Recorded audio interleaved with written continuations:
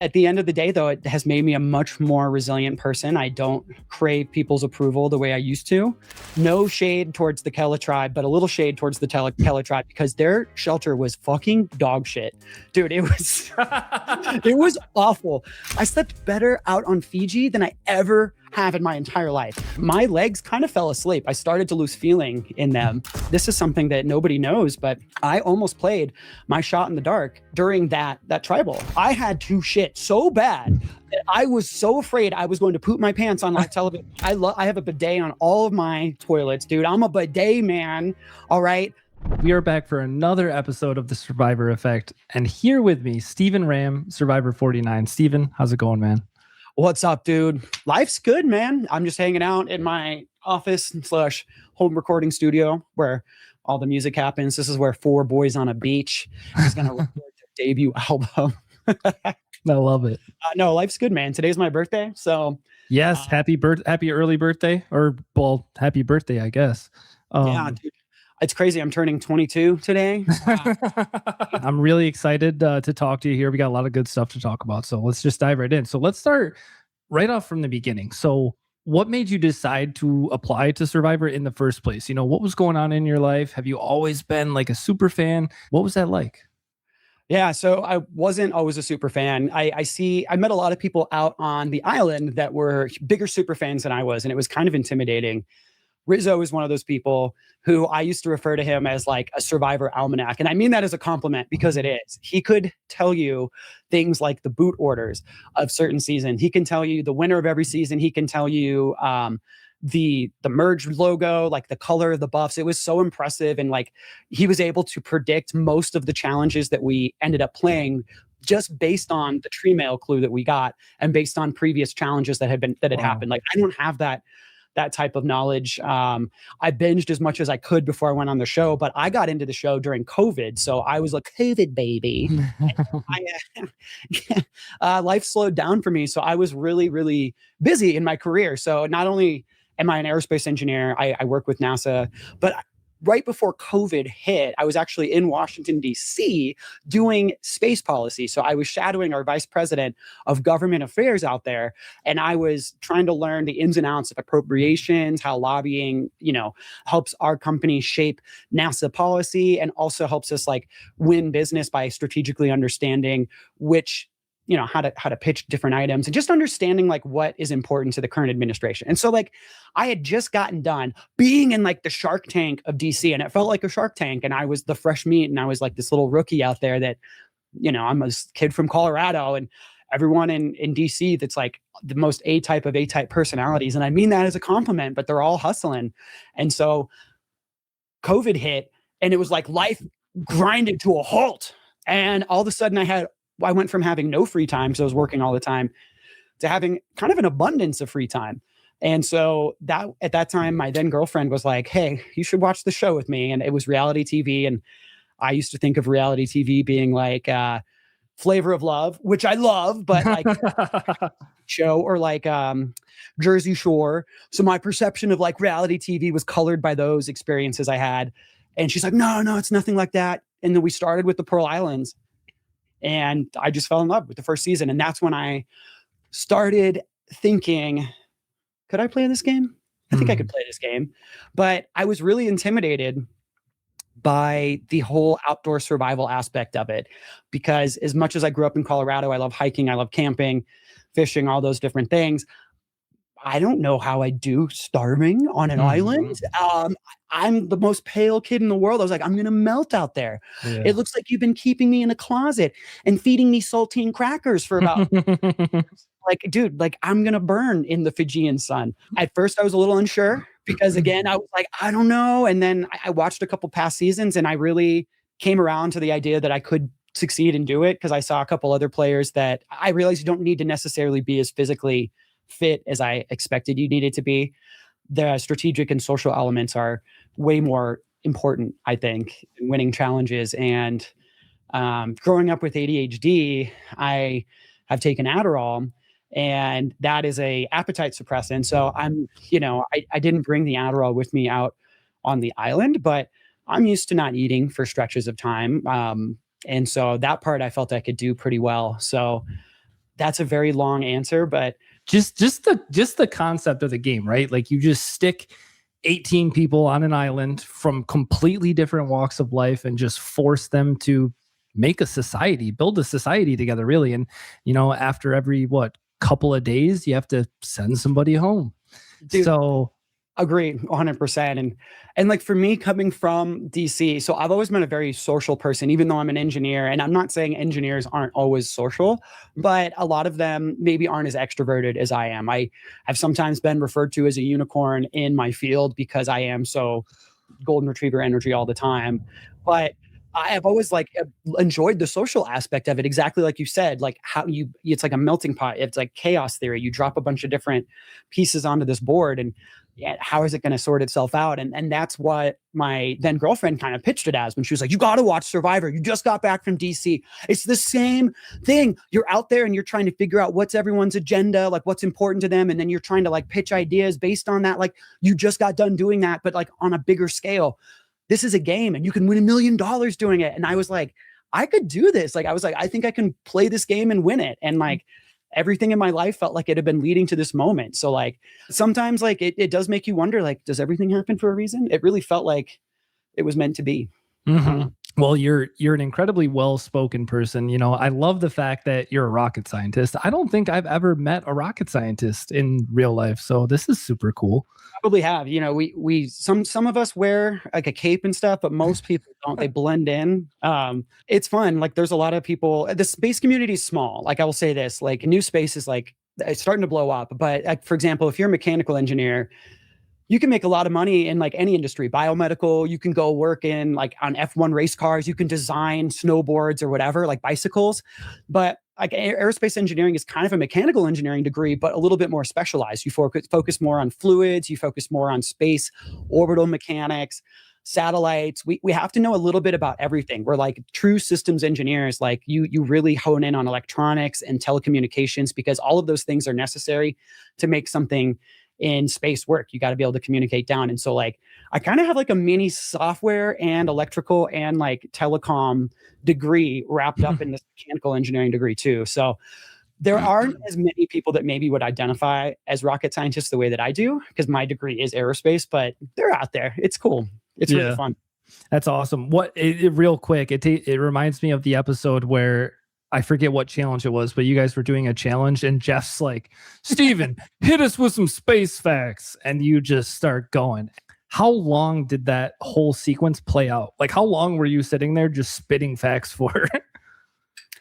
It was quite a while. So let me take you on a little bit of a journey here, but I promise we'll get back to the heart of your question. So the reason that Savannah even asked me to talk about space facts was because I was really forthcoming about my background. I was up until the day I went out there, I was kind of 50-50 on whether or not I was going to share that I was a rocket scientist, because I was a little wary that people might put a target on my back. People might be like, oh, he's a smart guy. We got to get rid of him. He's good at puzzles. Spoiler, I'm not. So that helped in my favor. People are like, okay, this guy's maybe not as smart as we think he is. But I was nervous because people have been voted out for less. And like the first person out, usually it's just like anyone but me. People are just looking for any excuse to send someone out the door. What better excuse than to get rid of the guy that works with NASA, who's also like a golden retriever? Like, let's get rid of him. But I started thinking about it and I was like, you're out there for so long and you're quickly going to run out of surface level bullshit, small talk things to carry conversations. And people are going to start asking like, what do you do? What's your home life like? What do you believe in? Like people are going to start digging deeper to figure out if they can trust you and work with you. And yes, I could lie and tell them I do something different. But if I do that, people are going to sense, whether overtly or subconsciously, that I'm holding things back. And if you you give off the impression that you're holding things back, people aren't going to want to work with you. People might not trust you. People might not include you in conversations. Or even worse, people might think, damn, this guy's definitely lying. If he can't even be truthful about what he does at home, how can I trust that he's being truthful out here? So I ultimately decided to share what I did. I kind of downplayed it and I tried to minimize how cool it was. But there was one night, it was like night 2. at Hina, we're sleeping on the beach and people were like looking up at the stars and there's no light pollution. You can see all the constellations and you'd see shooting stars all the time. And I'd make a wish on every single one because I became very superstitious out there. I'm like a sports fan. I'm like, okay, I can go to sleep after I see 3 shooting stars and I'm going to wish. First it was, I wish I'm not the first person out. Then I wish I make it to the merge. Then it's like, I wish I win it all. And I kept making it. And I was like, dude, these stars are carrying me forward. But they started asking me about space questions and it became like a nightly thing on Hina. And it was like a podcast people would listen to fall asleep. They would ask me to talk about space. And there was one night in particular, I was like yapping and I paused and nobody had a follow-up question. And I remember going, is everyone asleep? And I think it was Sophie on the other end. She was like, Steven, I love you, but there's something about your voice. It just puts everyone right to sleep. And so I was like, okay. So when the merge happened, the same thing happened. Every night people would ask me like little space questions and I'd answer the ones that I knew. And so it came up during that challenge. Savannah turned to me and she was like, Steven, give us the space facts, something to take our mind off the pain. And I talked for, it felt like a very long time. I had no concept of time. It was probably like 5 minutes, maybe 10 minutes, somewhere in that range. But wow. At a certain point, I think when people started to fall, Jeff, of course, has to get back to his job, which is commenting on the fact that Sage just fell. And so I wonder if Savannah was asking you to talk about that, not only maybe to distract other people, but what about distracting you? Maybe she's like, all right, if we get him to talk, like he'll lose focus. Like, I genuinely do think that might have been part of it. Savannah is a very sharp, very smart, and very fierce player, I guess is a way I'd put it. So she's very good at making it seem like, oh, it's a really nice request, but there's always a second layer to everything Savannah does. She's just a good player. And every time you're playing with people like that, I was always thinking, what is the second layer behind it, second or third? Like, what's the real intention behind the question or behind the ask? You know, when someone asks you who you're voting for, yeah, on surface level, they want to know who you're planning to vote for, but they know it's going to be a lie. If you're working against them, they're not in your alliance. So you're trying to figure out, okay, what is she really trying to get out of this? If she obviously knows the answer, you know? And so Savannah's one of those players. She's just, I had to be very careful talking with her because she's so good at reading people. And so that did cross my mind in that moment. I was like, the second layer behind it could very well be, let's get Steven distracted about the thing he's the most passionate about. He'll get animated with his hands or something and drop. But I think it backfired in the sense that I actually locked in even harder because now my mind was preoccupied. I wasn't counting the seconds and my legs kind of fell asleep. I started to lose feeling in them and it became a little bit of a physics problem. Like it was easy when we could hold on to the ledge, but once you couldn't, you know, I put my arms forward to create more of like a moment, like leaning forward to kind of put more pressure on the board. And at that point, once I locked in and I couldn't feel my legs as much, I was like, I could stay here forever. Like I felt like I could have beaten any single person sitting up there. And I feel like it took like a solid 2 or 3 minutes for my legs to start working after I finally could go sit on the bench. Like I sat there for a while before I could finally get feeling. And I'm sitting here slapping my legs. But yeah, totally. I think it's gotta be a scary feeling too. I mean, like you're slapping your legs, like you can't feel anything. You're like, uh-oh. Well, you could feel it, but like, you know, when your leg falls asleep or something and you get that like really awful tingling feeling and then stand up, it kind of like almost hurts. It's like a jolt of electricity. It was like that, but I'd never felt it more extreme in my entire life. I just like remember trying to stand up and then I was like, I can't. And then I think Jeff or someone said, take as much time as you want, Steve. Now we're focused on the ladies that are still in the competition. So I could just chill and wait. But that's the worst. I remember like, you know, when you like take a nap and like, or even if you fall asleep, but yeah, I've woken up and like I was sleeping on my arm the wrong way. Dude, it's so scary when I first wake up. Cause like this one time, bro, no, like my entire arm I couldn't feel. And I'm just going like this, like it was real weird. Going back real quick to the ADHD thing, I really like that you spoke a little bit about that. I have ADHD as well, and I just started taking Adderall. But like you said, it's an appetite suppressant. And dude, I love eating, and I feel like every time I take it, I don't eat like all day until like late at night. And like even then, it's only because I know I need to eat. You know what I mean? Yeah, it's definitely a calculated decision, right? I mean, ADHD can be a superpower if you don't take your meds. A lot of people just think you're like a squirrel, like I can't focus on things. But a lot of the symptoms for me are I think it's referred to as executive dysfunction. So like for example, I will know that I need to get something done, but until the entire world is burning down or until there's a gun to my head deadline, I struggle to get off the couch to start working on it. And so I was fortunate that I kind of was diagnosed much earlier in my life, like during college, and that helped me a lot. I went from being over medicated, too much Adderall, which was bad. I wasn't eating, I wasn't sleeping. That could be even worse, to finally dialing it in. But there's lots of little things that I did to like over time, you kind of figure it out. So, like, my piece of advice, like, one thing that helps me a lot is starting small, building momentum. Because once I start doing something, I'm really focused on it. And that's where that's where the benefit of like being someone with ADHD is like, when I'm passionate about something, I will go all in on it to a point where it's almost problematic because I get time blindness. I'm always late to stuff. I lose track of like but I make immense progress on these things. And so I became really, really passionate about space. Even though growing up, math and science was my least strong subject. I was really good at writing. I was really good at French. I was really good at history. I was playing music, but I could not figure out algebra. I could not figure out calculus. Like, it was just like a different foreign language to me. My brain wasn't wired, but I got bit by the space bug and it became the most fascinating thing to me. So even though I had to struggle 10 times as hard as everyone else in college, it took me 5 years instead of 4. I still was able to graduate. And I think it's because of the way that my brain was wired a little bit. I think that that lent itself as a strength, but you're right, man. Like, it can be really tough. I always make sure I eat before I take my first dose. And then you can snack throughout the day, find a food that's like really easy.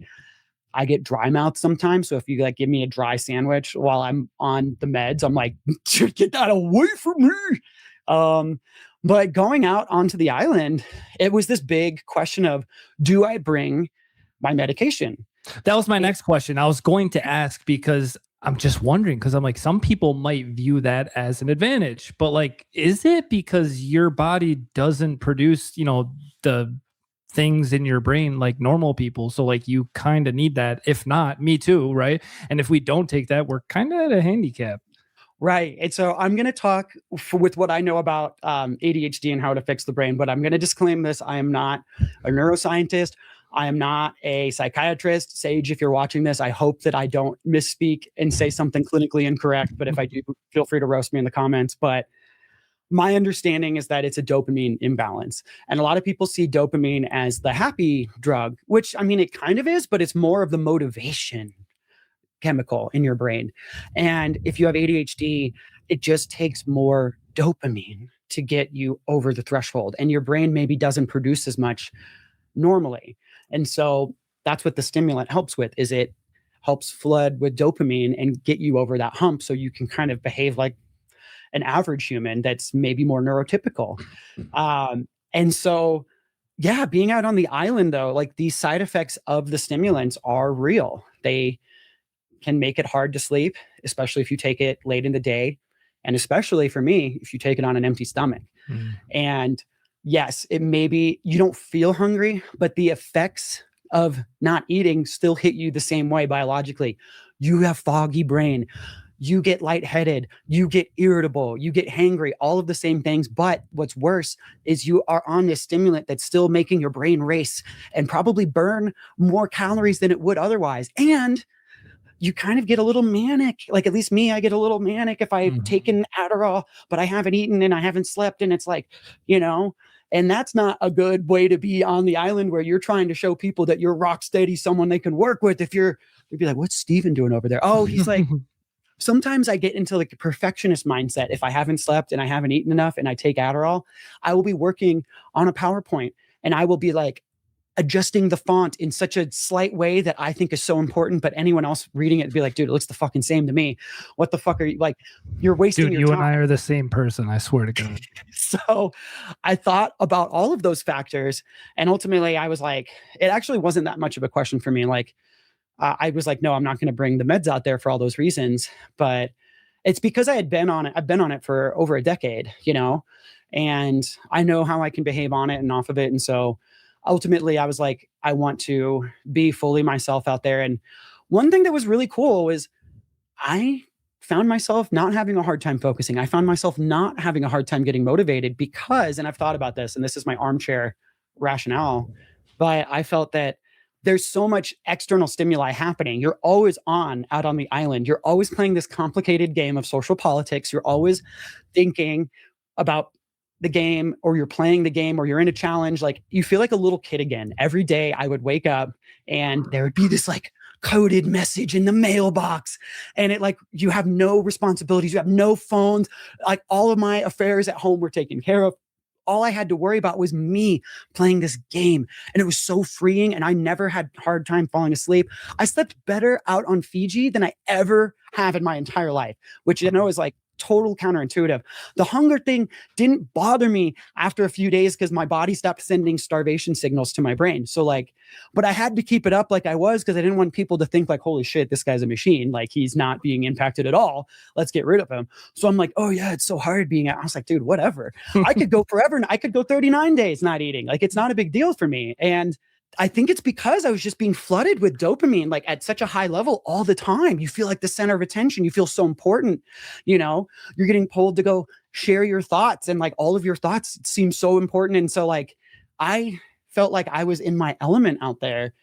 And then when I came back, I had like a dopamine like deficit, and I like had to increase my dosage for a little bit of Adderall to kind of rebalance myself when I came back to the real world, because being out on the island, I had just like recalibrated in a way that I had never been calibrated before. So yeah, I really, really like what you said about time blindness, because I'm the same way. You know, I pick the worst times to start working on something to begin with, right?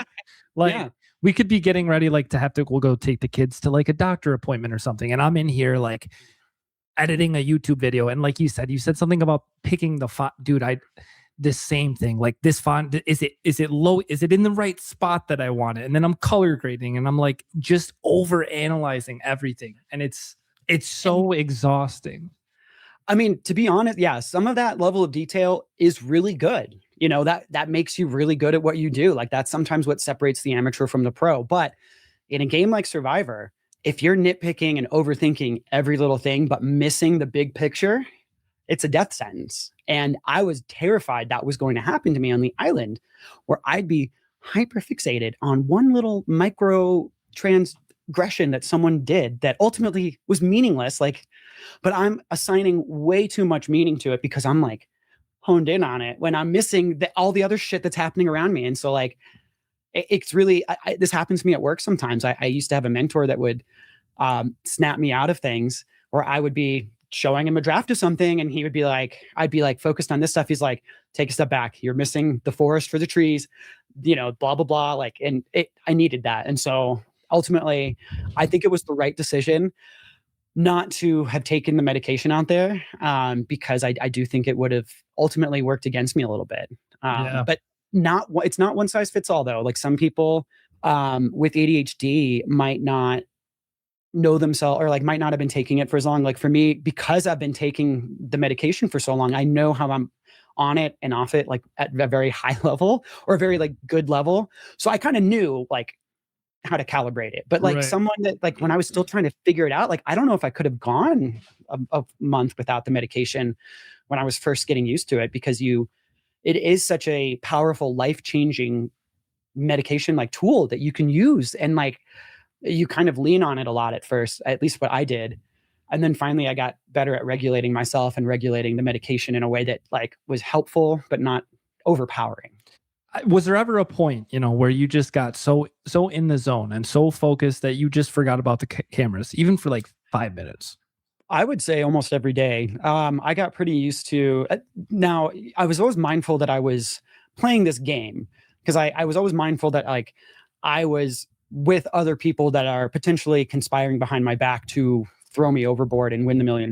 Like, that was always in the back of my head. But the camera part of it, I got used to pretty quickly, you know, and it's just like, you're just out there living, and occasionally like little things will happen that you're reminded that there are people with cameras filming you. But for the most part, for me, I I was pretty in the zone. I was always kind of focused on the game. I came there to play the game. I didn't come there to be on television. I came there to do this like social experiment and really see what I was made of. And like I always had considered myself to have all of these really great traits. But on the other hand, I also had a lot of really great mentors throughout my life that helped me get to where I was, that helped me succeed, that have helped me cultivate the success that I've gathered in my career and personal life. And so there's always this voice in the back of your head. That's the imposter syndrome. That's like, did I actually earn it? Or did I just become so likable that people helped me along the way? Like, what can I do when all of the support systems are taken away and it's just me out there? And so I was out there trying to prove that to myself. Also, I wanted to have fucking fun. I was like, this game is fun. And like, I was just out there having so much fun because you're out on this island, man. And like in your 30s, you get more and more responsibilities as your life goes on. And I said this in my Matt chat, and I was actually really surprised and honored that they aired my Matt chat, because everyone gets asked a question, but not everyone's segment gets aired. They only have so much time in an episode. And I thought it was really awesome that resonated with the producers when I said, as you get older, there are fewer and fewer first-time experiences. And that's why I think when you're younger, days feel so long. You're like a kid and you're like, every day feels like a year. But then I'm like, holy shit, 2025 felt like a blink of an eye, because your brain there's no new memories forming. You're kind of on autopilot going through the same shit. But being out on the island, every day was new. Everything was so rich and vivid. I'm out there surviving. I loved hunting for crabs. I loved building the shelter. I loved shooting the shit with Matt, who was one of the most interesting people I've ever met in my life. Love Matt. Dude, him and I actually had an early alliance that we called the Early Bird Alliance. I thought that the Yellow Tribe was going to be the disaster tribe, because historically it is. So I went into the game expecting that I was going to be fighting for, I'm going to quote Succession, I was fighting for a knife in the mud. Like, I thought every day my back was going to be up against the wall. So I came in, dude, and I had like a number one alliance. Everyone was my number one. I played really hard, really fast, and I had to dial it back when we started winning. But Matt was the first person I talked to, because he was like the caregiver, the provider, and he was getting firewood and I was helping him. And we just hit it off too. And we called it the Early Bird Alliance, and every time we'd see each other across camp, like secretly, we'd go cheep cheep, and it was like a little code. And sometimes I'd see him, and he'd be like chatting with other people, and he'd look over and he'd like wave, and then I'd be like cheep cheep, and he'd go cheep cheep, and people would be like, "What the fuck was that?" He's like, "Oh, just waving to Steven." Dude, I love that. But like, we never got to vote together, and that's why, unfortunately, there's so many alliances that get made out there. And from a storytelling perspective, I think the producers have such a difficult job, because like, you can't show everything. And because we never had to test our alliance, we never had to vote together, Early Birds never became relevant. So it never was shown. And I don't hold any hard feelings towards stuff like that, because like, that's just the way it works. So like, that part I was very mindful of. Like, yes, it is a show. Like, this is a show. I want to come out. I want to play hard. I want to be entertaining. So like, that part I was always mindful of. Like, yes, this is entertainment, but I also was like trying to prove something to myself, and just, I was having the time of my life, dude. That's what I was going to say. Like, there's some people who just get out there and like ham it up for the cameras. You know what I mean? Like, they're just putting on a spectacle. And I get that. It depends on the type of person you are. But like you just said, like, I think you can find a nice balance to do that, as well as, keep your eye on the prize. Yeah, and granted, this is Steven speaking. I can't speak for what the producers are looking for when they're casting or whatever, but I do feel like, in general, they're looking for very authentic people that are mostly like their genuine selves. And like, to be honest, the version that I put out there in real life, like every day, like if I was to meet you on the street, is very different than how I actually am. Because like, when I feel comfortable about just being myself, like, that's the goofy self you'll see in the confessionals. And so sometimes people are like, oh, they're hamming it up in the confessionals. And maybe some people do. But like, for me, that was the moment I could just be myself unfiltered. But when I'm out there playing this game, talking to people, I don't want them to like think I'm goofy or, right. I don't want to give them any reason to doubt me or not trust me or not want to work with me. So I mirrored a lot. I kind of met people where they were. That's what I've always done in my life and career that's really helped me succeed, is kind of understanding people and matching their energy. If you're an extrovert and you're talking to an introverted engineer or someone, and you come in super hot, that's not going to be good for anyone. You have to communicate on the same wavelength. And I'm always really good at meeting people at their wavelength. And that's what I would do in the game. But like, dude, in the confessionals, I had so much fun. And I'm sure everybody had this feeling, but there's only so many confessionals they can show. But there were so many funny things that I remembered saying. I was like, they're for sure going to air it. They didn't because they didn't have time or it wasn't relevant. But like that was our time to shine. So I think they try to cast people that are as authentic and genuine as possible. But like what you're probably seeing is like, yeah, you dial it up. And for me, I loved getting to talk to the camera because this whole time you're like, that's the one time where you're not having to fake it. And I could finally just air out all my grievances and air out all these things that are knocking around in my brain where like someone says something so stupid and I'm like, I want to like call them out for it, but I can't because I don't want to burn that bridge. But now I can share exactly how I felt about that moment. And so I loved it. And so like what you probably saw from me was Steven in the confessionals was a lot more excited because I could finally let all this balled up energy out. It was fun. How was the food at the reward challenges? I always saw reward challenges as a double-edged sword. And this might be a controversial take. A lot of people will say, take any reward food that you get and just take it and run and eat it. And that's like, they're right. But here's where it's the double-edged sword is your digestive system goes dormant. At least mine did. And I'm not pooping as much as I usually did. And I'm mostly drinking water, eating some coconut, occasional breadfruit, things like that. And so you start introducing like real protein, rich protein, and your brain wakes up, which is great. All of a sudden, the brain fog clears for a moment. And you're like, you feel like you can see the game more clearly. But for me, within eating, within literally 20 minutes, almost on the dot, I had no sense of time, but it felt like I had to shit my brains out. A lot of times, you're sitting there and I have to wait for everyone else at the reward challenge to finish eating before I can go do my biz. And there was one day in particular when the split travel happened and Savannah got the reward. And so she left the reward challenge to go get her immunity necklace and she was gone for a while. And then the next time we saw her was on the boat driving by waving like a pageant queen, which was actually a really awesome cinematic moment. And that whole time I had to shit so bad that I was so afraid I was going to poop my pants on live television. And Christina was cracking up next to me. And she was like, Stephen, just shit your pants. And then when you're done, when we're done with this, then you can just go in the ocean and rinse them off. And I was like, Christina, I like your out of the box problem solving, but I am not pooping my pants on live television, no matter how bad I have to go. And so just know watching that segment, I'm just like sweating, like, not that's so funny because I had to go so bad. And then the other part people don't think about with reward challenges is like after you eat, then you start feeling hungry again. After a while, your brain goes into starvation mode and stops sending hunger signals to your brain because it realizes this obviously isn't productive.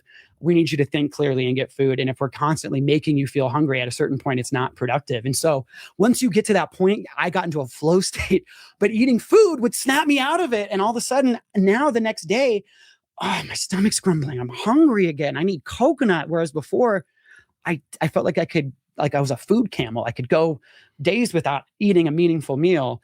Now all of a sudden I'm hungry and like that's distracting and you're thinking about that rather than the game. So they are a double-edged sword. I think they're better. It's worth it. All of the things I just described, but there are like negatives to it that you don't really think about until you're out there. And for me, it was the fact that my bowels would explode. It was a common thing with everyone. I think everyone had to go to the bathroom quite a bit. Sometimes your body's not used to processing certain things. So you eat a lot of like rich food. And then for a couple of days, like your gut's not right. Yeah. And the same thing happened when I came back. And I started eating normal meals. I had to ease myself back into it. I made the mistake of going to Chick-fil-A when I got back. First meal, 30-pack of chicken nuggets from Chick-fil-A. You think after the whole chicken thing, I would be sworn off of it for the rest of my life. But it was like my favorite, like, junk food to eat. It's not even junk food, but like my favorite fast food. And that was the first meal I had. And I ate too much. I was messed up for a few days. So did you finish all 30 nuggets? Oh yeah, dude, I housed that shit. I housed it. And like I had been eating at Ponderosa, so it wasn't like my first meal, but it was my first meal back home. I mean, getting voted out sucks. Don't give me I would gladly go another 23 days not eating to win the game. But I will say it was very magical finally getting to eat that first. I ordered a cheeseburger. It was big. Hell yeah. It was awesome. I'm glad you brought up the whole your digestive system just being off, because like, man, there's just something about a nice routine morning. You know, I just wake up, I have my cup of coffee, take my shit, and like it's just good. And I just did you go out in the water? Did you do the aqua dumps, or did you because you could bury it, right? I never shit on land because I'm not going to I didn't want to wipe my ass with a freaking leaf or whatever. It was just so much more clean. Like I have a bidet on all of my toilets, dude. I'm a bidet man. All right. The Europeans and the Japanese are miles ahead of everyone in the United States. Like, why would you use, if you got poop anywhere else on your body, would you use just a dry piece of toilet paper to clean it off and then be good? No, you're going to want to wet that thing. You're going to want to scrub it. You know, that's the concept of a bidet to me, dude. I can tell a whole TED talk on why I think everyone should own a bidet. Dude, let me sign up for that, because I agree with you, bro. I had a bidet.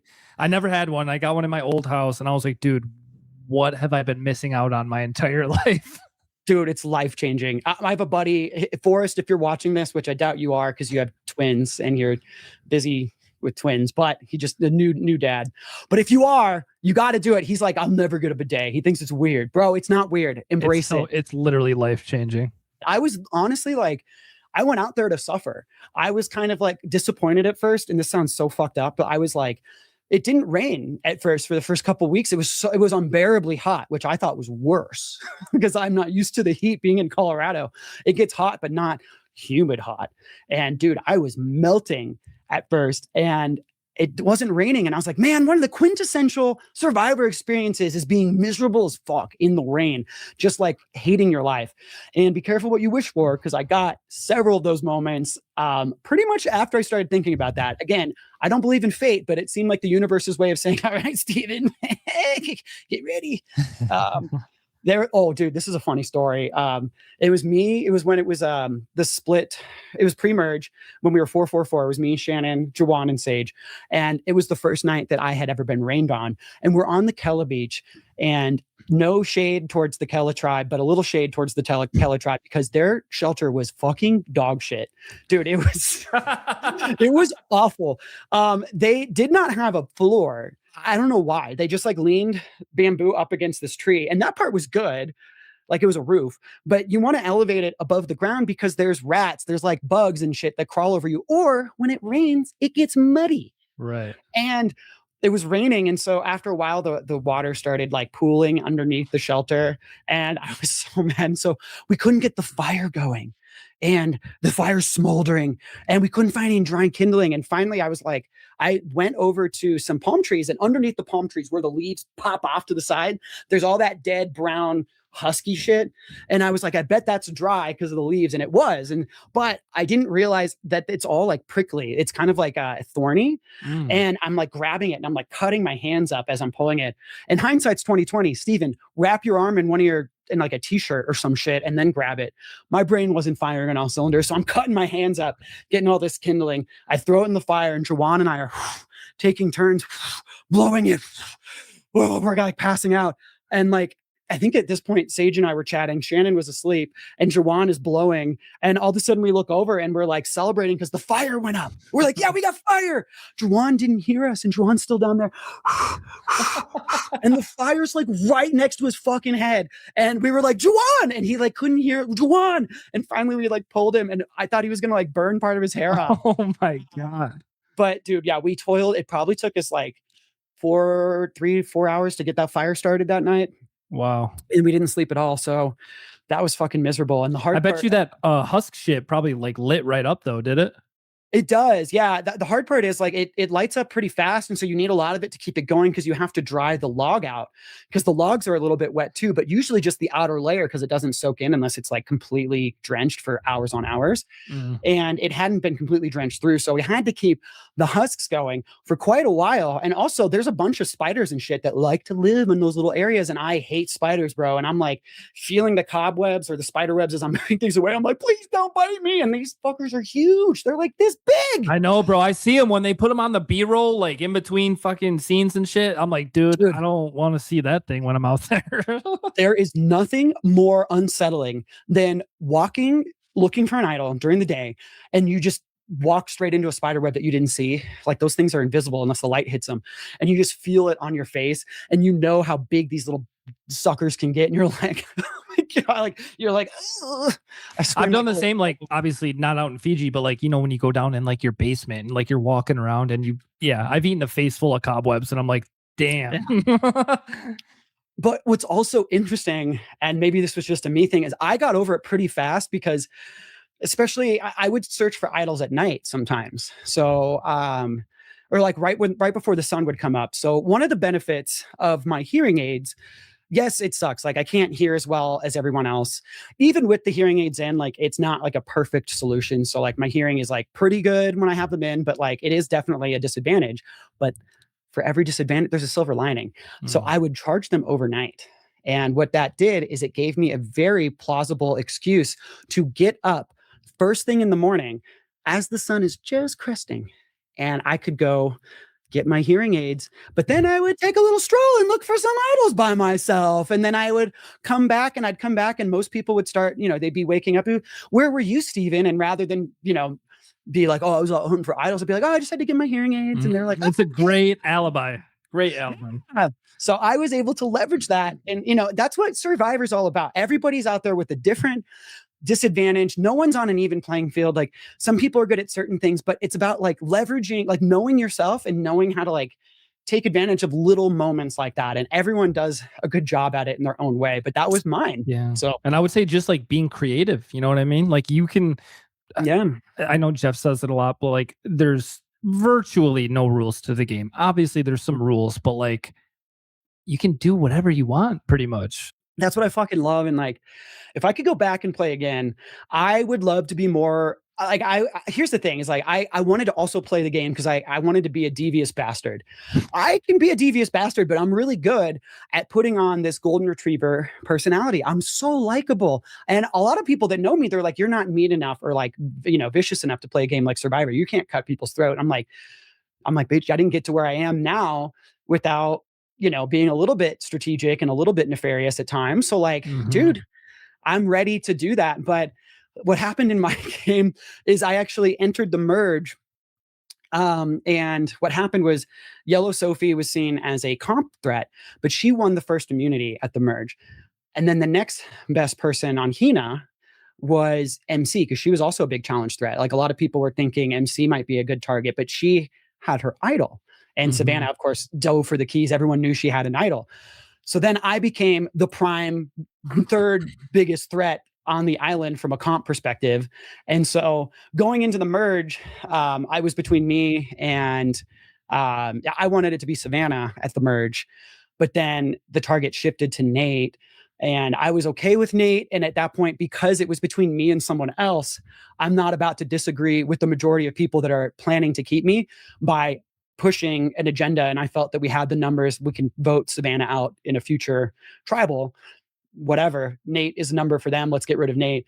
But after that moment, though, I had to adjust my strategy, because if I came out, and maybe this is where my, Savannah didn't hide it. So like, that's maybe the difference in our gameplay is like, we were both cutthroat, but Savannah didn't hide it. And that's a good strategy in its own sense, because a lot of us didn't think that she had some, jury votes, like the jury capital to win. I respected her gameplay. And so she was a lot more upfront about how aggressive she was playing. And I had to work in the shadows because my name was always up there. And I just had to minimize my threat level as much as I could. I was like, don't worry about me. And so that's not as entertaining for TV though, And so like, it's kind of like are you playing the game or are you playing to be entertaining on TV? And ultimately I came to play the game. And I was like, it'll reflect what it reflects. And so I played a little bit more of a nice guy game maybe. Or here's a really good example of a moment where I knew there was a crossroads. So it was the time that Alex got voted out. So at that moment, we were trying to disguise how closely bottoms up were working together, because they knew that Jawan, Sage, and I voted together to get rid of Sage. And so it would be very logical for them to think, okay, they might have something going and be working together, especially after the Nate blindside. And Sage and Jawan voted with the Hina majority. And I was able to convince Hina that they could trust Sage and Jawan, and Sage and Jawan trusted me. So we all voted together. It would have been very logical that for the next vote, moving forward, this is of course after the MC vote at the split, but like, it would have been very easy for Rizzo and Savannah and Soph to be distrustful of the fact that we were working together. So we were trying to distance ourselves. So I was trying to not be seen talking with Sage a lot or talking with Jawan a lot, but we'd find these little moments to meet up. And there was a moment before tribal council, before we left for tribal, and I thought the vote was going to be Savannah, and we were going to do Savannah and then put one vote on Rizzo in case he played his idol. I was like, one of those two is going home. This is great. So they came over and they were like, hey, we just want to fill you in. The vote's going to be Alex. And I was like, what the fuck? Why? Like, it made no sense. I was like, why? And they're like, well, they explained the logic. He's kind of playing both sides, and he's been leaking stuff that we've been saying to Rizzo and Savannah and vice versa. We didn't realize Rizzo, this is where he gets some good credit, is like he exaggerated that, how much Alex was actually leaking. And so he did a really great job of creating a narrative for our side that Alex was a leak in our information, whatever you call it, warehouse. And so they were like, yeah, we got to get rid of Alex. We got to get rid of Alex. And I was like, this is a moment where if I want to play aggressive, I could go campaign that, no, we need to keep Savannah. Or we need to get rid of Savannah. We need to keep Alex. And I almost did, but then I thought about it and I was like, look, if I do that, I'm exposing that Bottoms Up is still working closely together. Sage and Jawan both told me in confidence, and they said, don't go tell other people. So I'm breaking their trust too. Yes, I might be successful in convincing my side, but then who knows? I was also on the chopping block. So maybe now I don't have the numbers to save myself, and now it's someone else, things like that all go through your head. And it does become a little bit of a Sandra game. She played it brilliantly, like anyone but me. And that was one of those moments where I had to weigh, how aggressively do I want to push my agenda? In the short term, I might succeed, but now I've burned some bridges moving forward, and now my win equity goes down. So I was like, playing passively, which is boring and like not the way you want to play typically when you go out there. You want to make a name for yourself. I was like, trying to play the long game. And that's a moment where I had to weigh those pros and cons. And I think if I played again, though, it would be fun to throw off people's expectations of me, which is that type of player, and go out and maybe be a little bit more aggressive and overt and try a different strategy, see how that might carry forward. Cause I think likability really bit me in the foot at the end, because I had a lot of friends on the jury.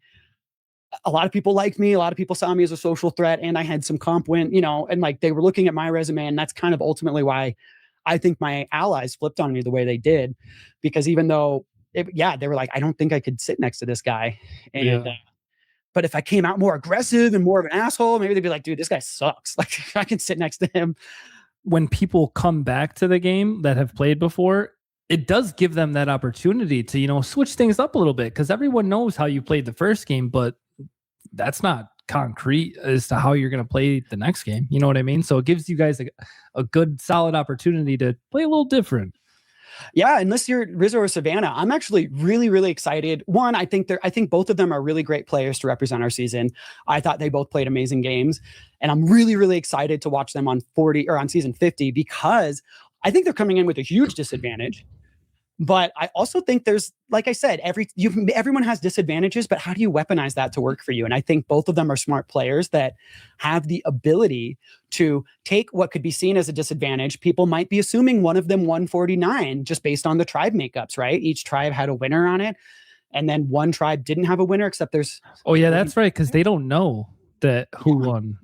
They don't know who won, but I mean, when you see the tribe makeups on that first day, when you step on the beach, you'd look and you'd be like, okay, this person has won, this person's won. Okay, there's a winner on each tribe, but our tribe, we don't have a winner, but there's Savannah from 49. They might logically get there. And that's got to be she's playing at a little bit of a disadvantage, but you can also use that to work with, So I'm really excited to watch them play. But you're totally right. You hit the nail on the head. Like, you get a chance to play differently and throw people off. And like, I think that's what's going to make 50 very fun to watch, because how are some people just a one-trick pony? Are some people going to switch things up? Sometimes if it ain't broke, don't fix it. Maybe someone's strategy that worked before is still going to work again, and then you can switch it up at the end. Like, there's so many ways you can slice it. Yeah. I think the part that people don't realize, though, is how much you kind of revert to your base instincts and you go on autopilot sometimes when you're hungry and sleep deprived, because your body does not have the nutrients to sometimes be thinking at that next level of, okay, like, and some people are good at it. And that's what separates good players from the greats. The greats are able to do that under immense pressure. But there were definitely moments where you're just like, you got nothing left in the tank. And like, you're like, damn it. And like, you're struggling to like think through something, and it's like running through molasses. And there were moments I watched back of my game and I was like, damn, if I had just like taken a step back, I could have approached that differently. But instead, I kind of went with what has historically worked for me as a human throughout my whole life. And, so that's tough. Like some people might come in thinking they're going to play this new game, but then you kind of get out there and you're going to autopilot a little bit, Yeah. And there's so many factors that go into it too. One of those factors being the cast is different every season and you're with completely different people. So there's just so many variables and you have to be able to, you have to be able to read people well, but everyone's different each season, Yeah. And here's one thing I would just caution a little bit is I felt the very same way. And I was like, dude, I can read people super well. That was another advantage that came from having hearing losses. I didn't get diagnosed until I was in my 20s. And so I didn't even realize how good of an active listener I'd become until I put the hearing aids on. And I was like, oh, I can now understand everything. But I had cultivated the skill of being able to read body language. I could read lips decently well at times and loud settings and all those things. And I felt like I could read body language and sense like a tone shift. Like, when you walk in a room and you can sense that someone was talking about you, like I'm good at that shit. But one thing I underestimated how good everyone's out there playing super hard. And like everyone, especially you make it a certain distance, most people are really good at lying. And a lot of people are very mindful of the fact that they will establish a baseline of, it's like playing poker.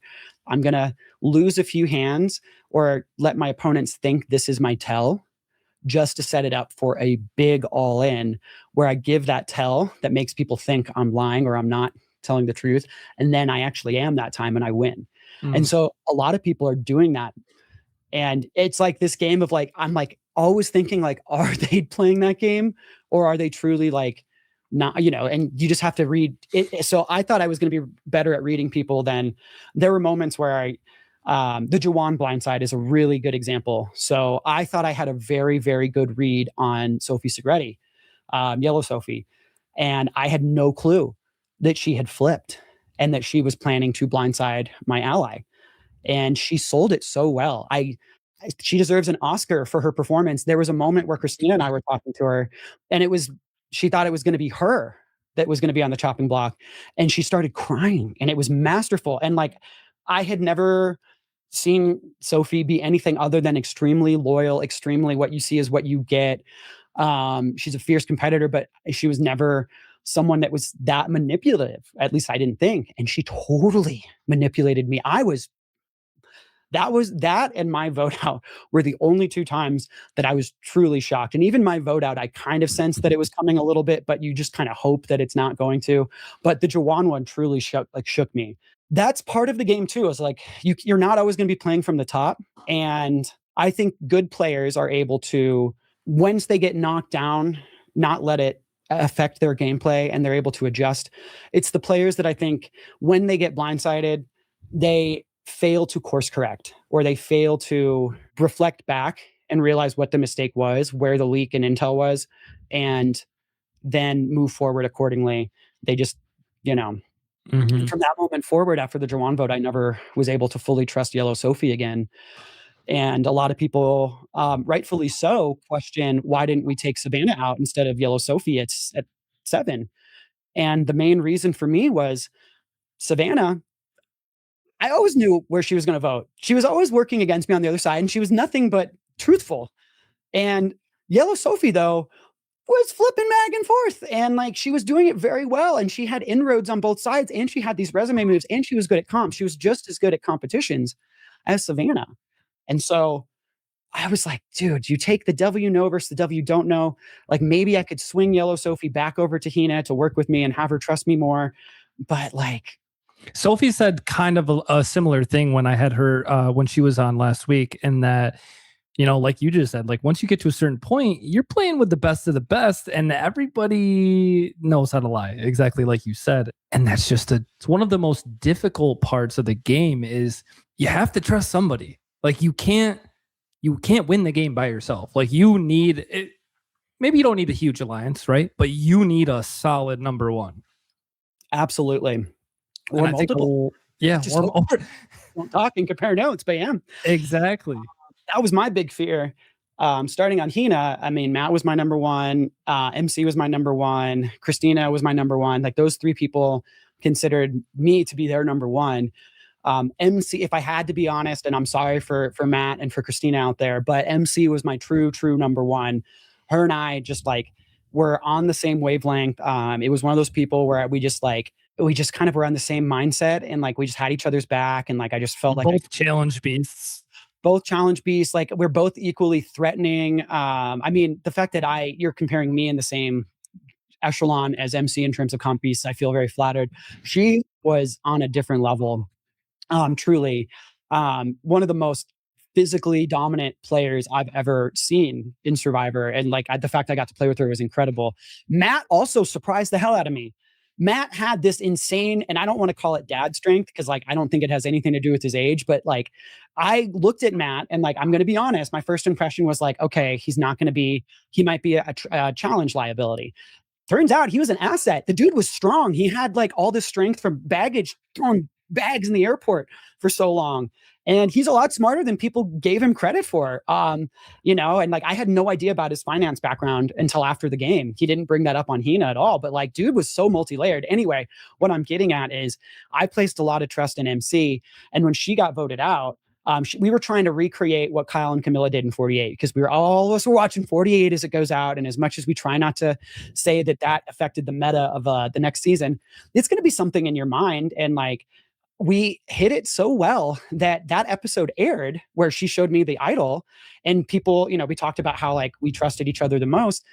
I was getting texts from my castmates being like, I had no idea you guys were that close. I had no idea you guys were working that closely together. And so when she came back, or when she got voted out in the split tribal and Yellow Sophie came back, I was not shocked that I wasn't like upset that Yellow Sophie came back the way that I think it came off. I was shocked that MC was gone. And I was also like, oh shit.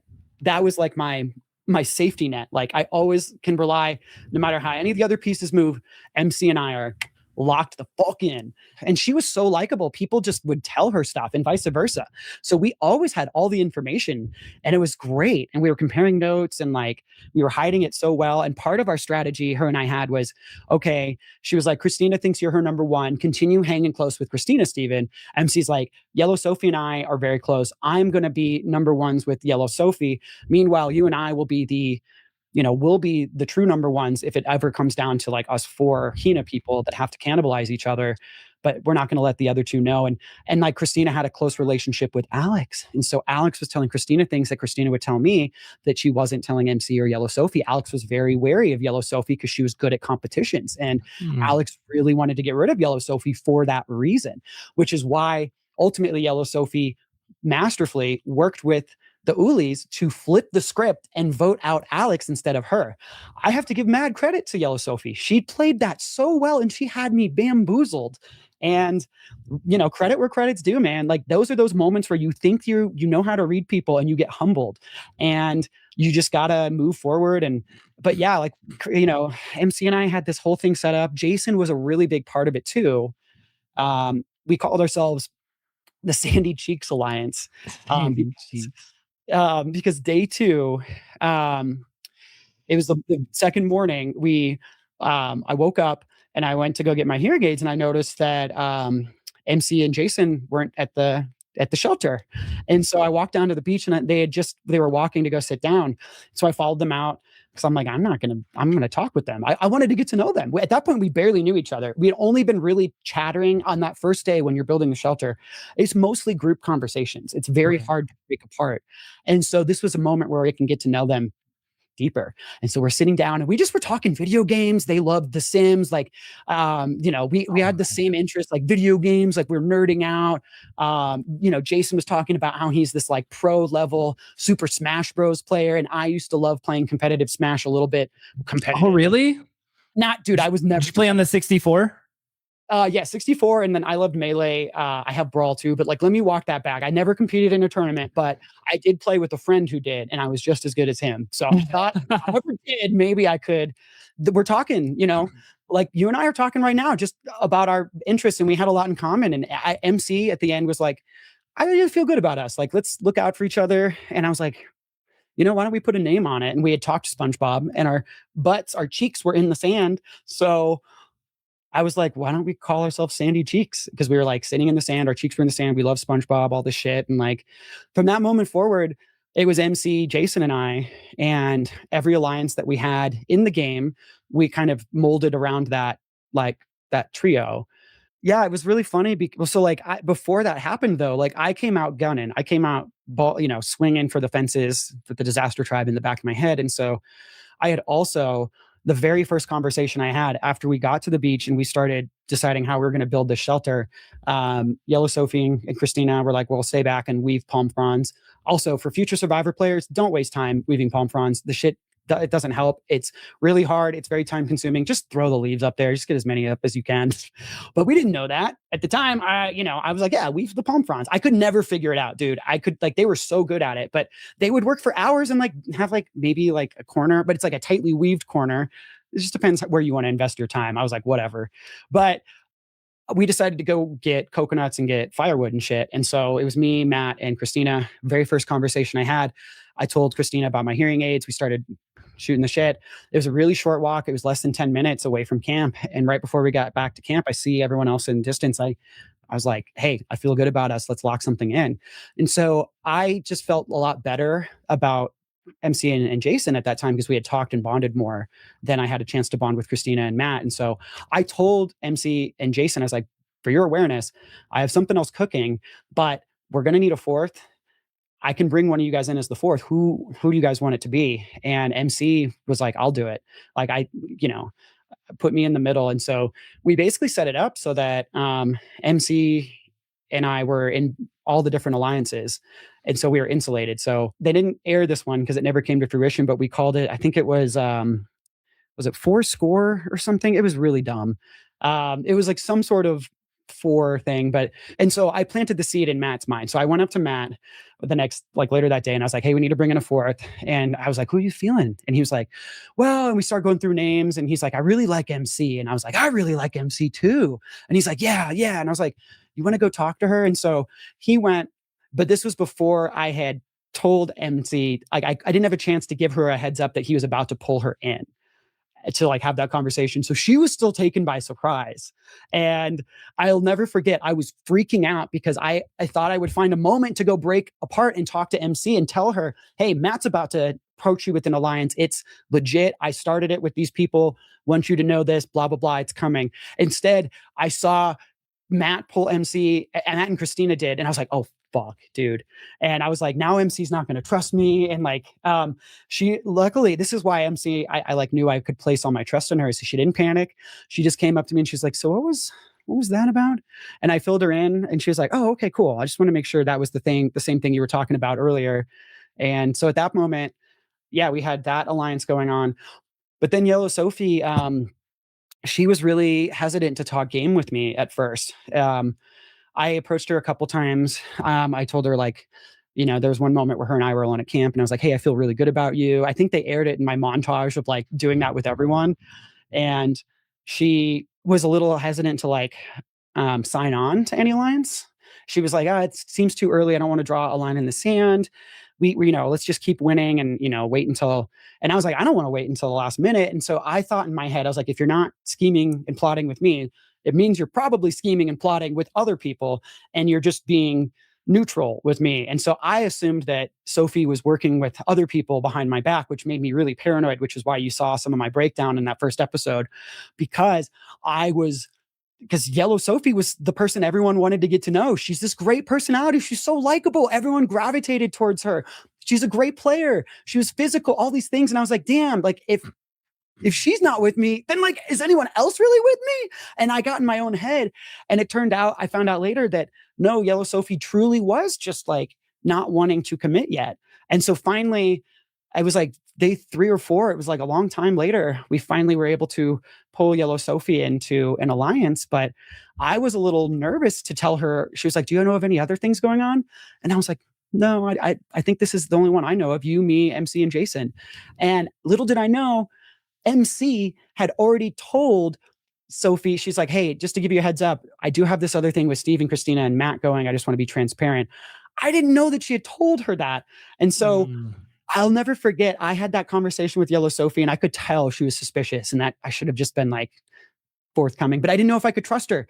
And so it was like 5 minutes later, I'm down at the beach and I'm doing laundry and Jason comes running over and he's trying to be discreet. He goes, yo, I just had a talk with Yellow Sophie and she fucking knows that you lied to her just now. And she's questioning whether she can trust the 3 of us. And I think I did some good damage control. I told her X, Y, and Z, like blah, blah, blah. Just go talk to her as soon as you get a chance. Don't do it right now, because then she's going to know I just told you. Wait some, and it's that the game of telephone in Survivor is so complicated, and you never know. Like I would say, like, I wish that I had a conversation with some of my allies up front. Like, how forthcoming are we going to be about certain things? Like, what are we going to share? What are we not going to share? We didn't have those conversations. And so we weren't on the same page. I thought we were going to wait maybe to tell Yellow Sophie about the other side thing until later, when I felt like we could trust her more. But MC felt like she could trust Yellow Sophie at that moment. And so she told her. But then that made me look like someone that she couldn't trust. And like, I don't blame Yellow Sophie for, those little seeds of doubt. They stay there. And so you get to the merge and Yellow Sophie comes back after that split tribal and MC gets voted off. And Christina and I aren't jumping for joy to see her. Those are probably the moments that are understandably going through her head. Like, well, Steven was kind of shady with me before. Has he been shady? And like, that's what's so hard about the game of Survivor, that like, until you're out there playing it, I didn't even really understand how tricky it would be. But like, luckily I was able to do some damage control. But yeah, we were able to solidify this really great insulatory alliance on Hina that, for better or for worse, never had to be tested because we kept winning. But there is an advantage to going to tribal early, I think, in the pre-merge. And I was really happy that I was able to go and survive a pre-merge tribal before the merge happened. But the best thing you get out of those tribals is a test of trust. Mm-hmm. Because I will agree to be in any alliance anyone ever approaches me with, but you will never know if it's real until you put words on parchment. And we had never had a chance to do that. Me, Yellow Sophie, MC, Christina, all of us, until the merge. And they were understandably a little wary of whether they could trust Jawan and Sage, who were on Uli. It was really Hina versus Uli. I think the edit did a pretty good job of showing that, but it was very like, these are the 2 tribes. Like, it was very, us versus them, because we both kept winning. Mm-hmm. And that's why everyone was so shook when Shannon went home and I was still there, because they thought it was just a foregone conclusion that, all right, well, sucks for Steven. He got swap screwed. He's the only yellow member on a tribe full of red. They're just going to pick him off the way they picked Matt and Jason off. But I want to toot my horn a little bit. I was able to get connected with Sage. I was able to get a connection with Jawan. Shannon also really trusted me too. Shannon thought that I was going to vote Jawan off with her. And so I did a really great job kind of getting myself out of that sticky situation, because I was nervous. This is something that nobody knows, but I almost played my shot in the dark during that tribal. And not because I wasn't confident that Jawan and Sage were going to vote with me, but I did the math.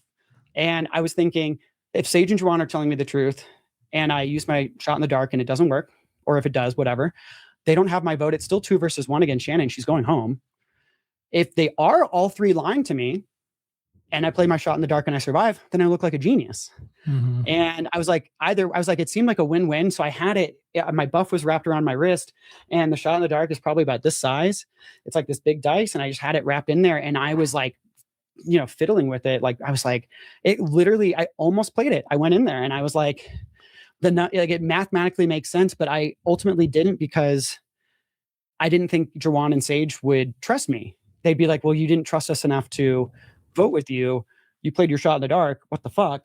And so that it could have been me going home in that first merge vote if I had done that, because I don't think Sage and Jawan would have trusted me enough to vote with me. Bottoms up would have never been created, and they would have voted with the Uli majority to take out whoever they wanted. And I was the person that they were targeting that one on the other side. So like, it's crazy to think about, like all of these little ripple effect things that, you know, they don't have time to show everything. Not everything comes to fruition, but like everyone's out there playing a really hard game. I know Christina got some flack. A lot of people, you know, didn't think that she was doing much, but everyone's out there playing their game in their own way. And yes, I was frustrated with her at times. And I said some things in confessionals as I was venting, but like, she was an incredible ally. She had great social game. She was good at gathering info. You know, everyone's playing hard. And so never underestimate anybody out there. That's when you're going to get cooked, is when you think this person's not a threat. And then the next thing you know, they are voting you out. Yeah. And, you're walking out the door. So real quick, going back to Savannah just being pretty cutthroat and not afraid to show it. I remember when MC was finding that advantage, right? And she had the key ring, and Savannah was just standing there over her. And I was like, I almost like couldn't watch. I'm like, oh my God, what is she? It was just like so awkward kind of, but I get it. It was just kind of crazy. Those are the moments that I gained a ton of respect for Savannah watching the edit playback. So let me put it from my perspective. So the merge split happens, right? And then I was on the winning team that got to go to the merge feast. And I knew that I was the only person still left in the game. Jason had gotten voted out. Jason knew that she had an idol. I knew that she had an idol. No one else knew.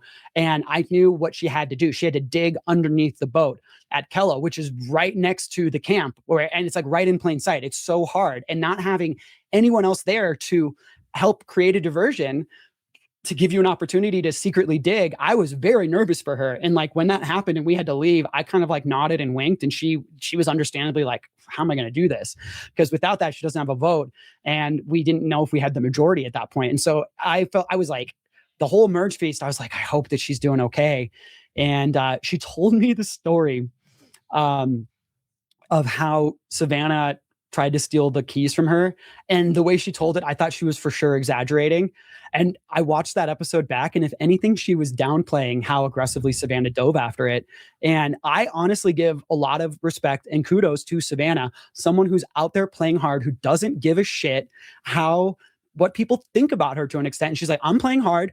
Yeah. I don't care if people are going to be uncomfortable watching this or think it's cringe. I'm here to win. I'm not here to make friends. You're someone that I'm working against. I'm not going to let you get this advantage. I'm going to dive after it. I gained massive respect for her. I hope she brings that level of intensity to season 50. It's the old school intensity that is hopefully going to resonate with some of their, her fellow castmates, and maybe buy her some currency. And, anyway, that was a wild moment. And I came back and I was like, so do people know that you have it now? And she's like, I think everyone knows at that point. And, but yeah, I was like sweating for her, because I was which I guess like isn't a terrible thing if people know, about the advantages you have and whatever. I mean, geez, Rizzo had that idol for how long? So many episodes he had an idol for, and it was like, well, I mean, is Rizzo going to play it this time? Genuinely impressive. I mean, Rizzo played that incredibly well. He was able to weaponize something that's typically a defensive advantage and turn it on the offensive. He was very good at teasing that he was going to play it.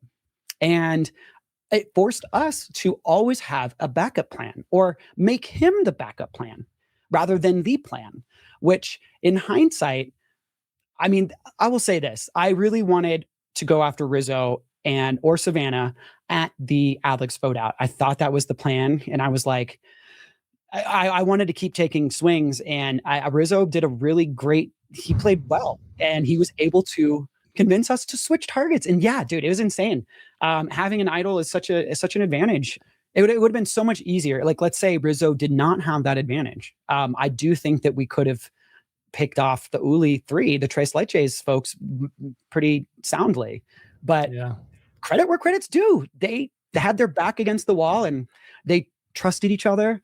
And we were an uneasier, larger majority that hadn't cemented that level of trust. So we were not as locked in as they were, and they were able to capitalize on that. And so I give so much credit to those three for what they did, even though it was at my expense. Right.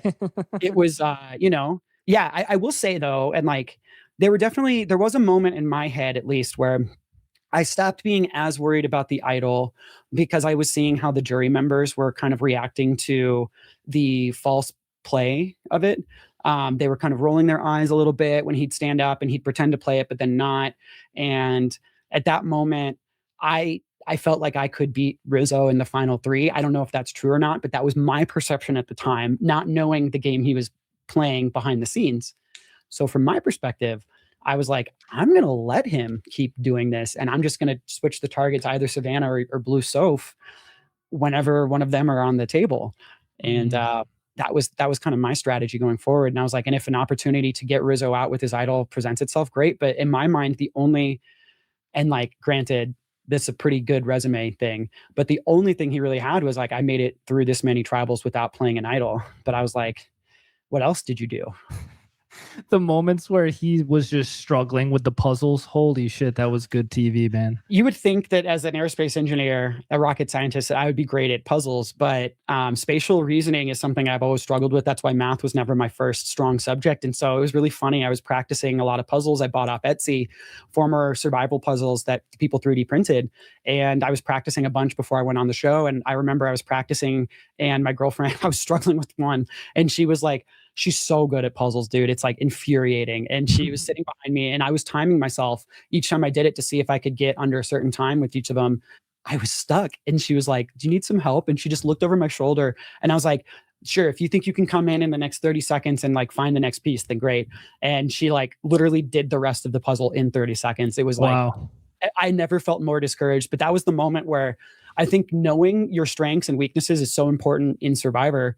I, in that moment, just accepted that no level of cramming before the final was going to improve my puzzle skills to be as sharp as someone like Christina, or someone as my girlfriend Kelsey. Christina was actually really great at puzzles too. Christina was masterful at puzzles. I mean, Jason gets a lot of the credit, but like, Christina was really great. And so like, everyone has their own strengths, but like, if you're not aware of where your weaknesses are, if you go in thinking you're good at puzzles, I hate to throw Rome under the bus here as maybe an example. I love you, Rome, but like, that one puzzle where you didn't get a single piece, like, you volunteer to put yourself in the pressure position, maybe not realizing that that's not your biggest strength. You can end up in that type of situation where Rome was confident and thought that he had it, but then he didn't. And like, those are the moments, like, knowing I always volunteered to not do the puzzle, and then finally I had to do one, and thankfully Jason was there with me. And here's another thing that was in the back of my mind too, is like, a lot of challenges come down to the puzzle, and like, the puzzle is the great equalizer for a lot of challenges. And if in the pre-merge you are seen as the puzzle guru, you go into the merge, people are going to be like, damn, now it's an individual game. I don't want to go up against this guy in a puzzle. And so you now become a much bigger threat than, let's say, someone that's good at physical shit. And so I was much more content being good at the physical stuff and not flexing the puzzle muscle. Granted, I didn't have the puzzle muscle. I was very happy to let other people take that pressure position. Like, Yellow Sophie was good at puzzles.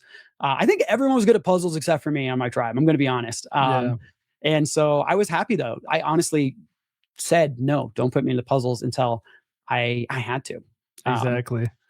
And so it's all about knowing thyself. That's my one piece of advice to any future Survivor player. If you can afford it, go to therapy, talk through whatever baggage you've got inside. And then, like, so you can kind of feel centered with who you are and comfortable with who you are as a human.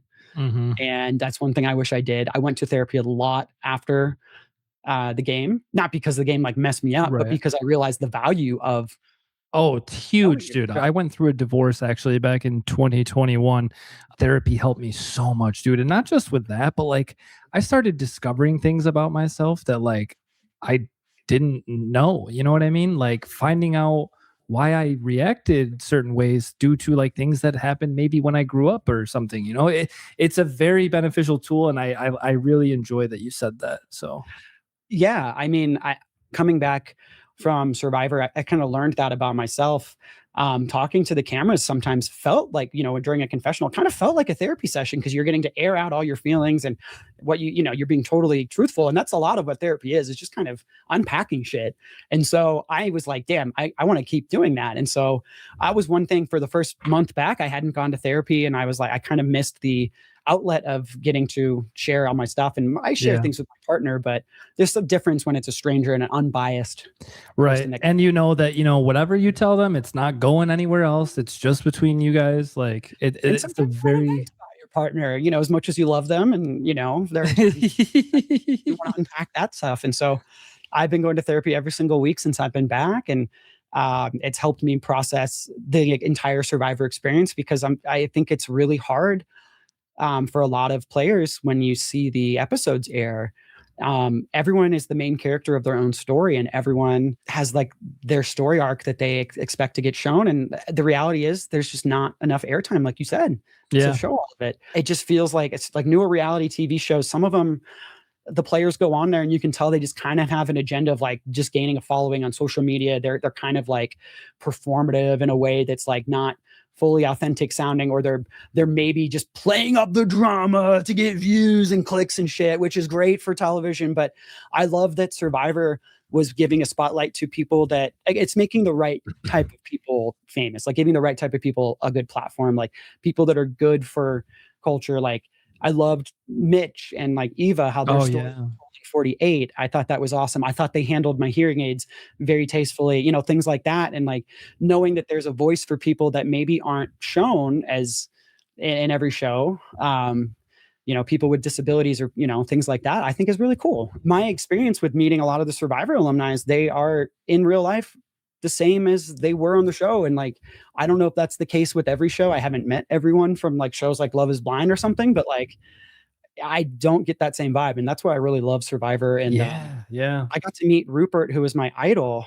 And I finally met him like last year, and he was everything like he was on the show and then some. And that's like one of my favorite just life experiences. And I know for him, he's like, I'm just another person, but it meant so much to me that he was exactly as advertised, if not even more wholesome and awesome and funny. And he's just such a good human. As we wrap up here, let's end off on really how your life changed, once you got back. I was shocked at, it took me a while to get out of game mode a little bit. And what I mean by that is I was so used to, actually, here's a good example. When you go on travel sometimes and you're staying in a hotel, and sometimes you wake up in the middle of the night and you're really groggy and disoriented, and you're expecting to be in your own bed. And then you're kind of like, oh, wait, I'm not at home. I'm in a hotel. And it kind of like takes you a second, and you're like, whoa. I had so many of those moments when I came back, when I'd wake up in my bed, but I would be thinking I'm on the island sleeping on the beach. And I would I'd like shoot up out of bed, and I'd be so disoriented. And my girlfriend would wake up and she's like, are you good? And I'm like, and my girlfriend is like the same height and body type as like Savannah. And so like I'm like, I was like, holy shit, why is Savannah like spooning me or something? Like was my first thought. And like, I know that there's no like romantic feelings with Savannah or anything like that, but it was just like, I was still on the island, and it took me about a week before I finally got out of that, but I was still dreaming about the game every night. Wow. Like all of my dreams were about Survivor. All of my dreams were about votes and things like that. I found myself, the first thing I told, this is so cringe, but I'm going to share it.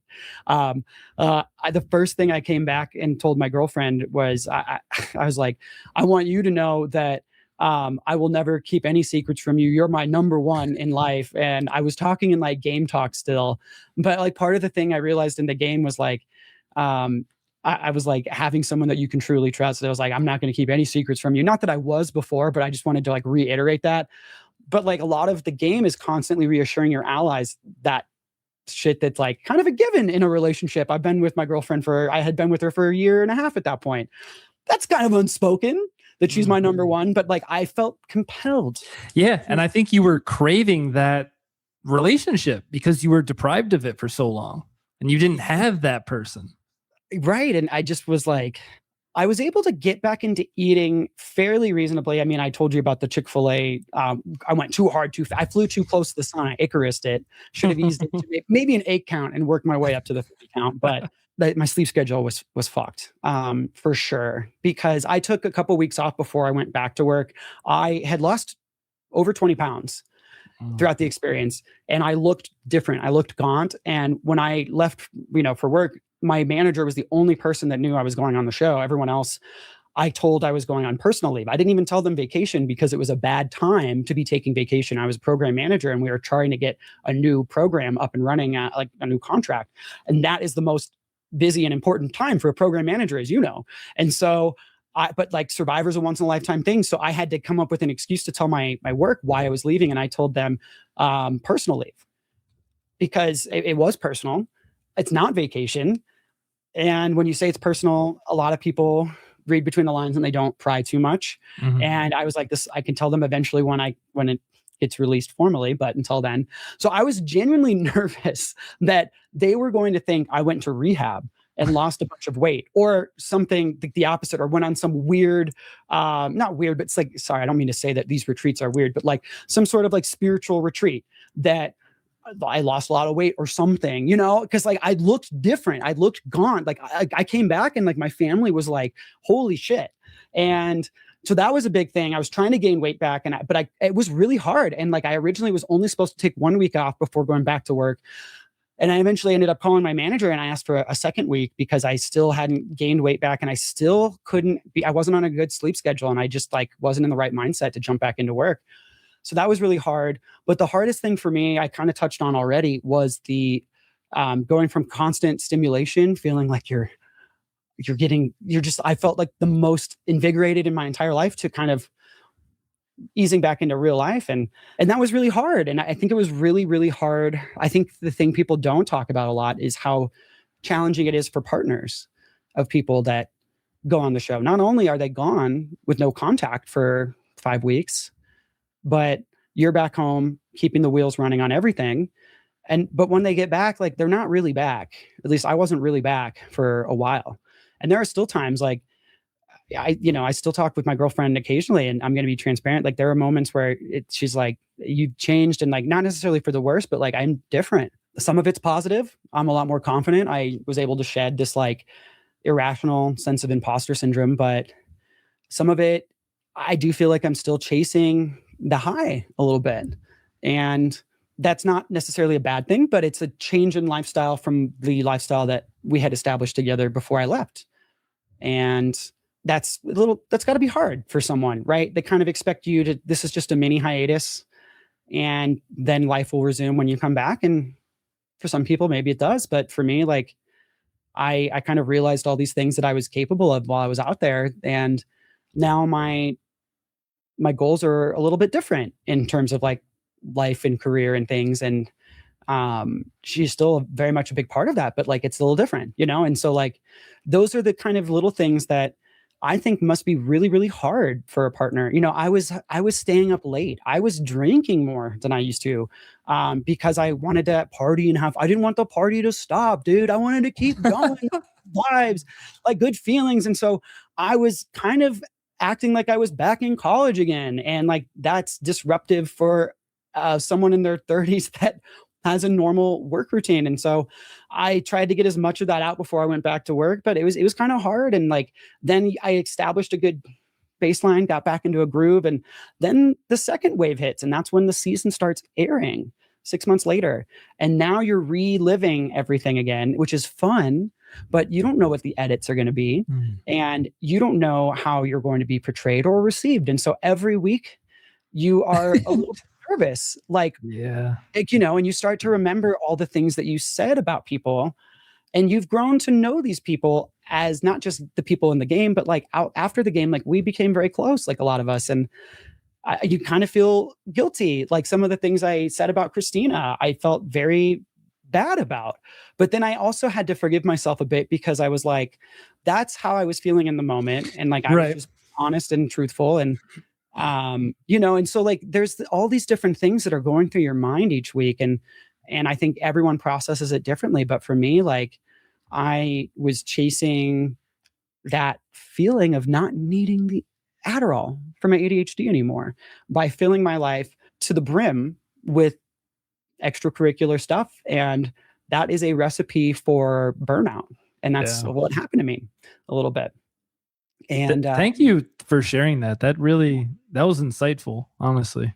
but that being said, like I would do it all over again. And I genuinely think if I had maybe gone to therapy before I went out there and I knew myself a little bit more and kind of understood that, hey, this is probably how I'm going to react when I get back, I would have been more able to handle it. But yeah, so that'd be my recommendation is to go to therapy for people that want to go out there, kind of knowing yourself a little bit more, I think will be helpful. Don't let it sand down the edges that make you, you though, because that's what makes you compelling.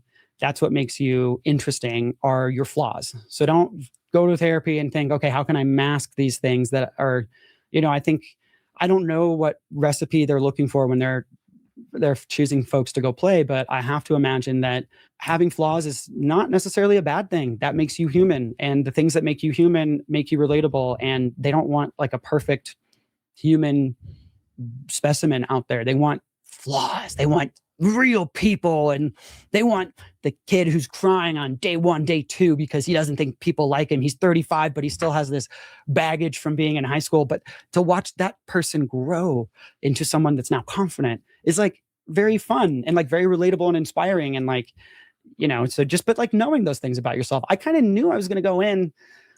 I was nervous about that stuff because I was bullied a lot when I was younger. And yeah, I've gotten over it for the most part. I'm 35, but you kind of, at least for me, when I'm very tired and very hungry, I am a lot less rational. And what I mean by that is little things that normally I can talk my way out of, like, oh, like I'm feeling that way, but like let that take over the driver's seat and start steering the bus, because that is like old news.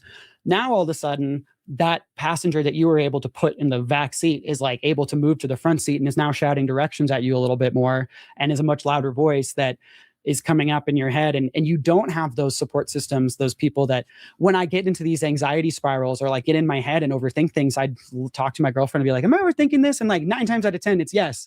But I don't have that person that I can trust anymore. So now it's just me. And now it's just that voice is a little bit louder. And so that could be really challenging. So that was a perfect answer, because that's really like, again, what I want to share with this podcast is that transformation that you had and everybody else, like their journey, because everybody's experience is different and everyone who goes into Survivor comes out someone completely different. And I'd say, 9.5 times out of 10, a better person. But yeah, I would think so too. And I think Cassidy does a really great job of picking, I don't know, just like really good people that are going to take away the right lessons from it. And I think they have a really hard job. I don't know how they do it. I think it's, 100,000 people apply each cycle. I don't know what the numbers are, but it's a lot. It was a lot more than I thought it was. Someone told me the number. Wow, that is a lot. I thought it was like 40,000 or something. But I thought it was lower, but it's a lot more than I thought it was. And I was pretty surprised. And so, yeah, there's, that being said, what I just mentioned might frighten a lot of people, right? Like that's nothing to joke about. But at the same time, like I would do it over again in a heartbeat. And I think I grew a lot as a person, and everything's going to be challenging, right? You're getting to the edges of your comfort zone, and that's when you're growing. And it's harder to do that the older you get, because the cost of a risk failing when you're older, there's a lot more at risk, right? Now you have a mortgage, now you have a family, now you have kids.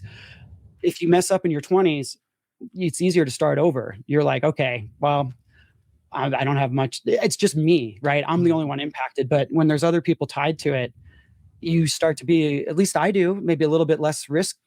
Your risk benefit analysis now has more variables to consider, rather than my philosophy in my 20s was, I'm going to do something that I don't think I'm going to like, but it was like the show Jim Carrey, or the movie Yes Man with Jim Carrey. I was saying yes to things that I didn't think I was going to like. And like 8 out of 10 times I didn't like it, but they were like the 2 out of 10 made it worth it, where I discover a new thing about myself. Oh, I actually did enjoy that a lot. And now that's a cool part of my life. But you had to fail a lot. And The cost of failing is just, I was like, what's the worst that can happen? Now I just have a really funny story about this time I did this stupid thing and it didn't work out. But you're busier as you get older. You have responsibilities, you have kids. And like, once you get kids and like, I mean, all those different things, like it's harder to find the time to take those risks, let alone feel like you can take a big leap. And Survivor is such a cool opportunity for people to, all you have to worry about out there is just yourself. And I think I was so addicted to my phone before I went out there. My girlfriend was genuinely like, I think the hardest part for you is like, I wake up, I look at my phone. Before I go to bed, I look at my phone. My screen time is like appalling. And I was trying to wean myself off my phone before I went out there, but I was failing because I was also trying to prep as much as I could. So I'm always reading and doing shit. And so I was so surprised how quickly I got over wanting my phone. Like the first couple of days out there, like you get these like phantom vibrations, or you like, there was a moment MC and I were laughing because she was looking around. I was like, what are you looking for? And she's like, dude, I just had this moment where I was like, where's my phone? I set my phone down and I can't find it. Cause like you're so attached to it. And I got over the need of having my phone. And when I got it back, it was like holding this foreign device. It was so weird. And I told myself, I'm going to be better. I'm not going to be on my phone all the time. And then after like 2 days, I was on my phone more because I was chasing the dopamine, the highs that I was feeling out there. And this is just constant instant gratification. So a lot of my habits that, I mean, before I went out on the show, I stopped drinking entirely for like 2 months. I wasn't even drinking that much, maybe a couple times on the weekends, but I also was eating really well. I was working out every day. I was doing all these different things. I was challenging my mind, doing these puzzles. I was reading these books. I was doing all this like really great self-work stuff.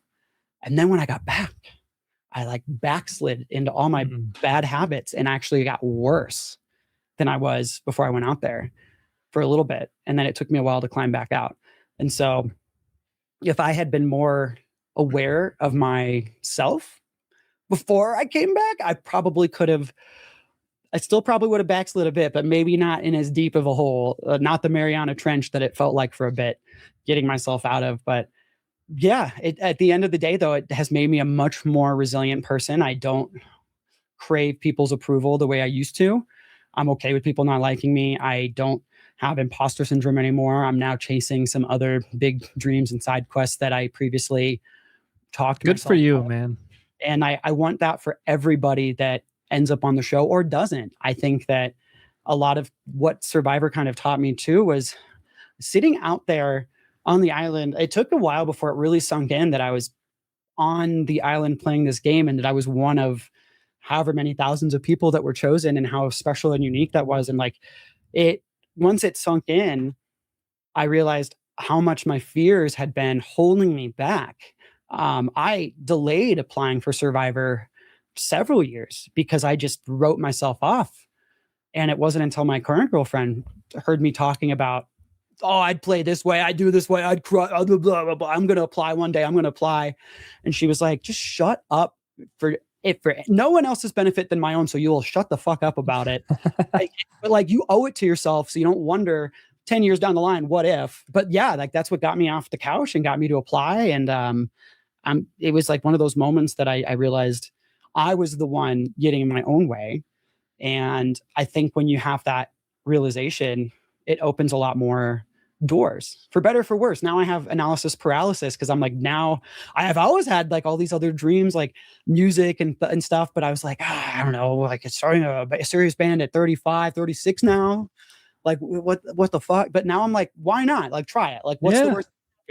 And so I hope that everybody can have that moment in their life. And I stopped seeing some of the, what I wouldn't call them burdens, but some of like the responsibilities that I had as being a reason to not do stuff. Like, oh, well, my career is so important to me. Like I love space and I love NASA and space exploration. But if I take focus away from that, then my career trajectory might take a hit or something, or whatever. But now I'm kind of like, you can do both, or maybe dial back a little bit on one and make room for another. But they're not the ball and chain, or like I don't know what the right analogy is, but the thing that was holding me back that I thought they were.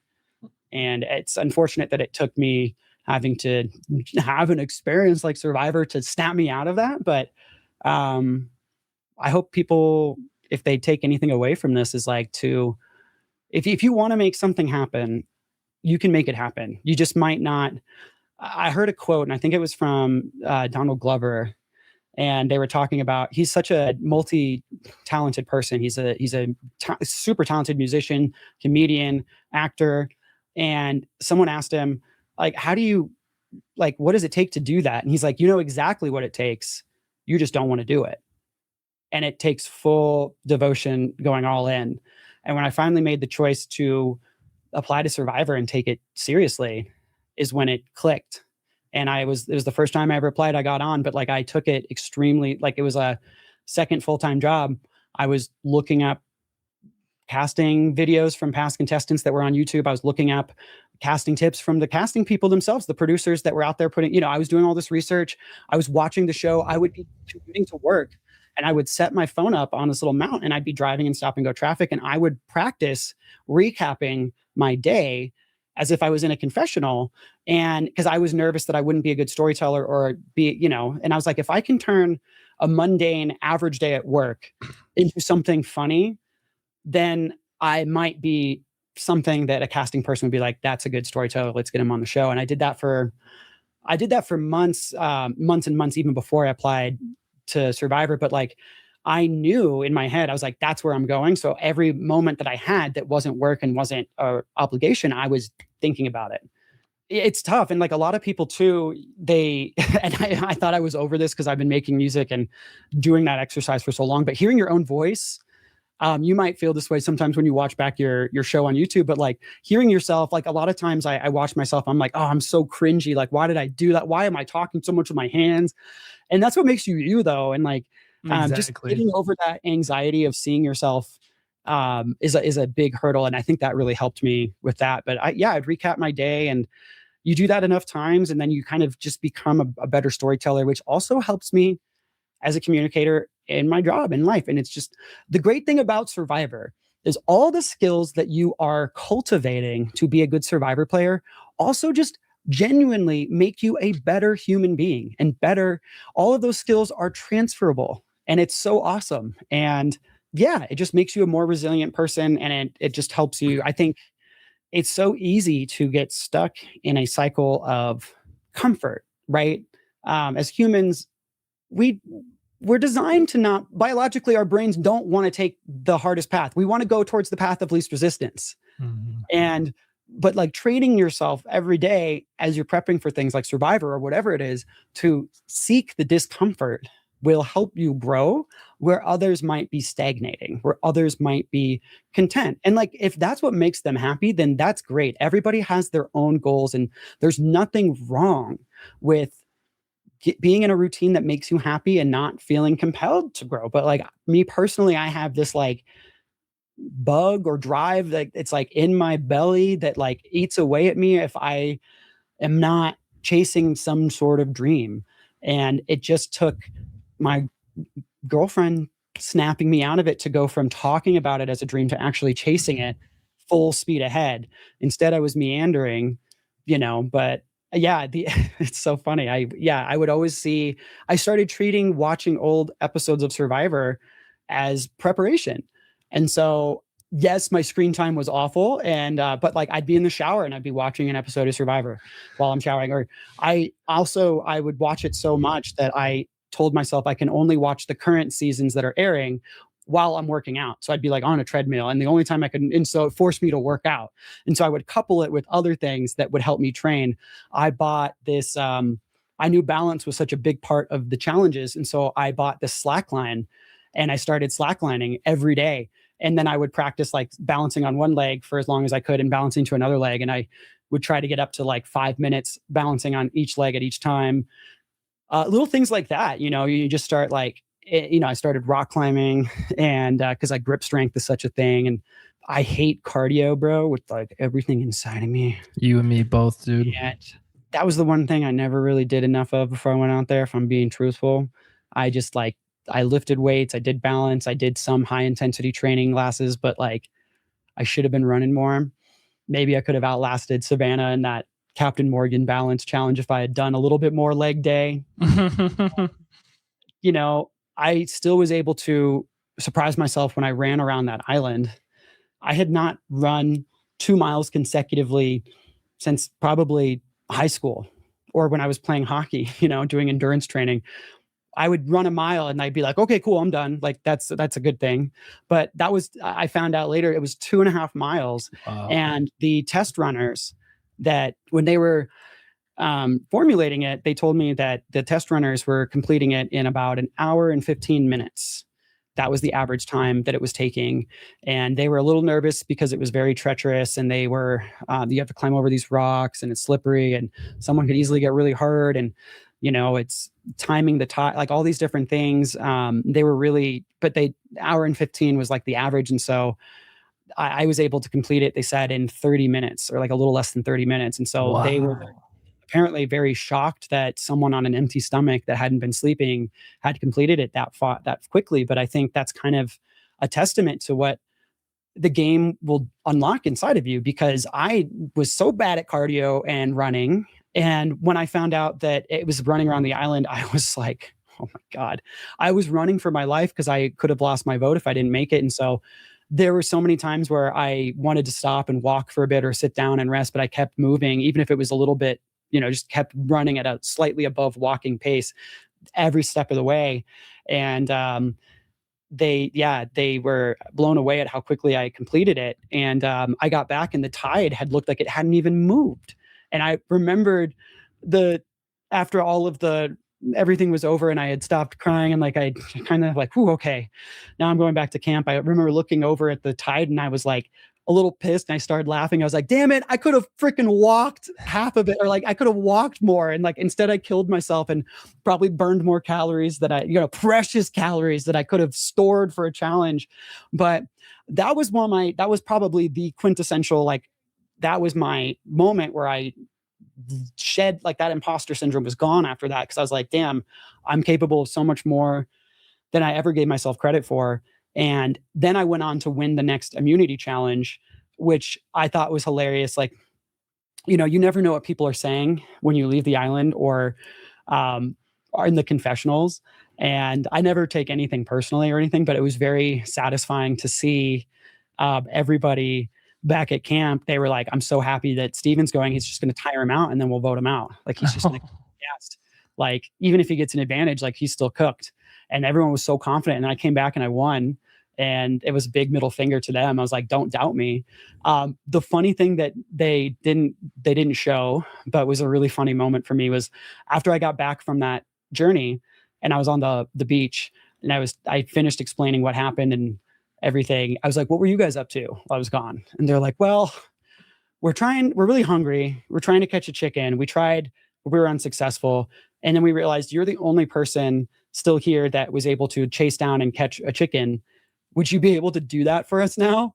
And I was like, the audacity of asking the man that just ran a marathon around an island and is completely gassed to help chase down a chicken that was going to fuel you for the next, me a little bit, but also you.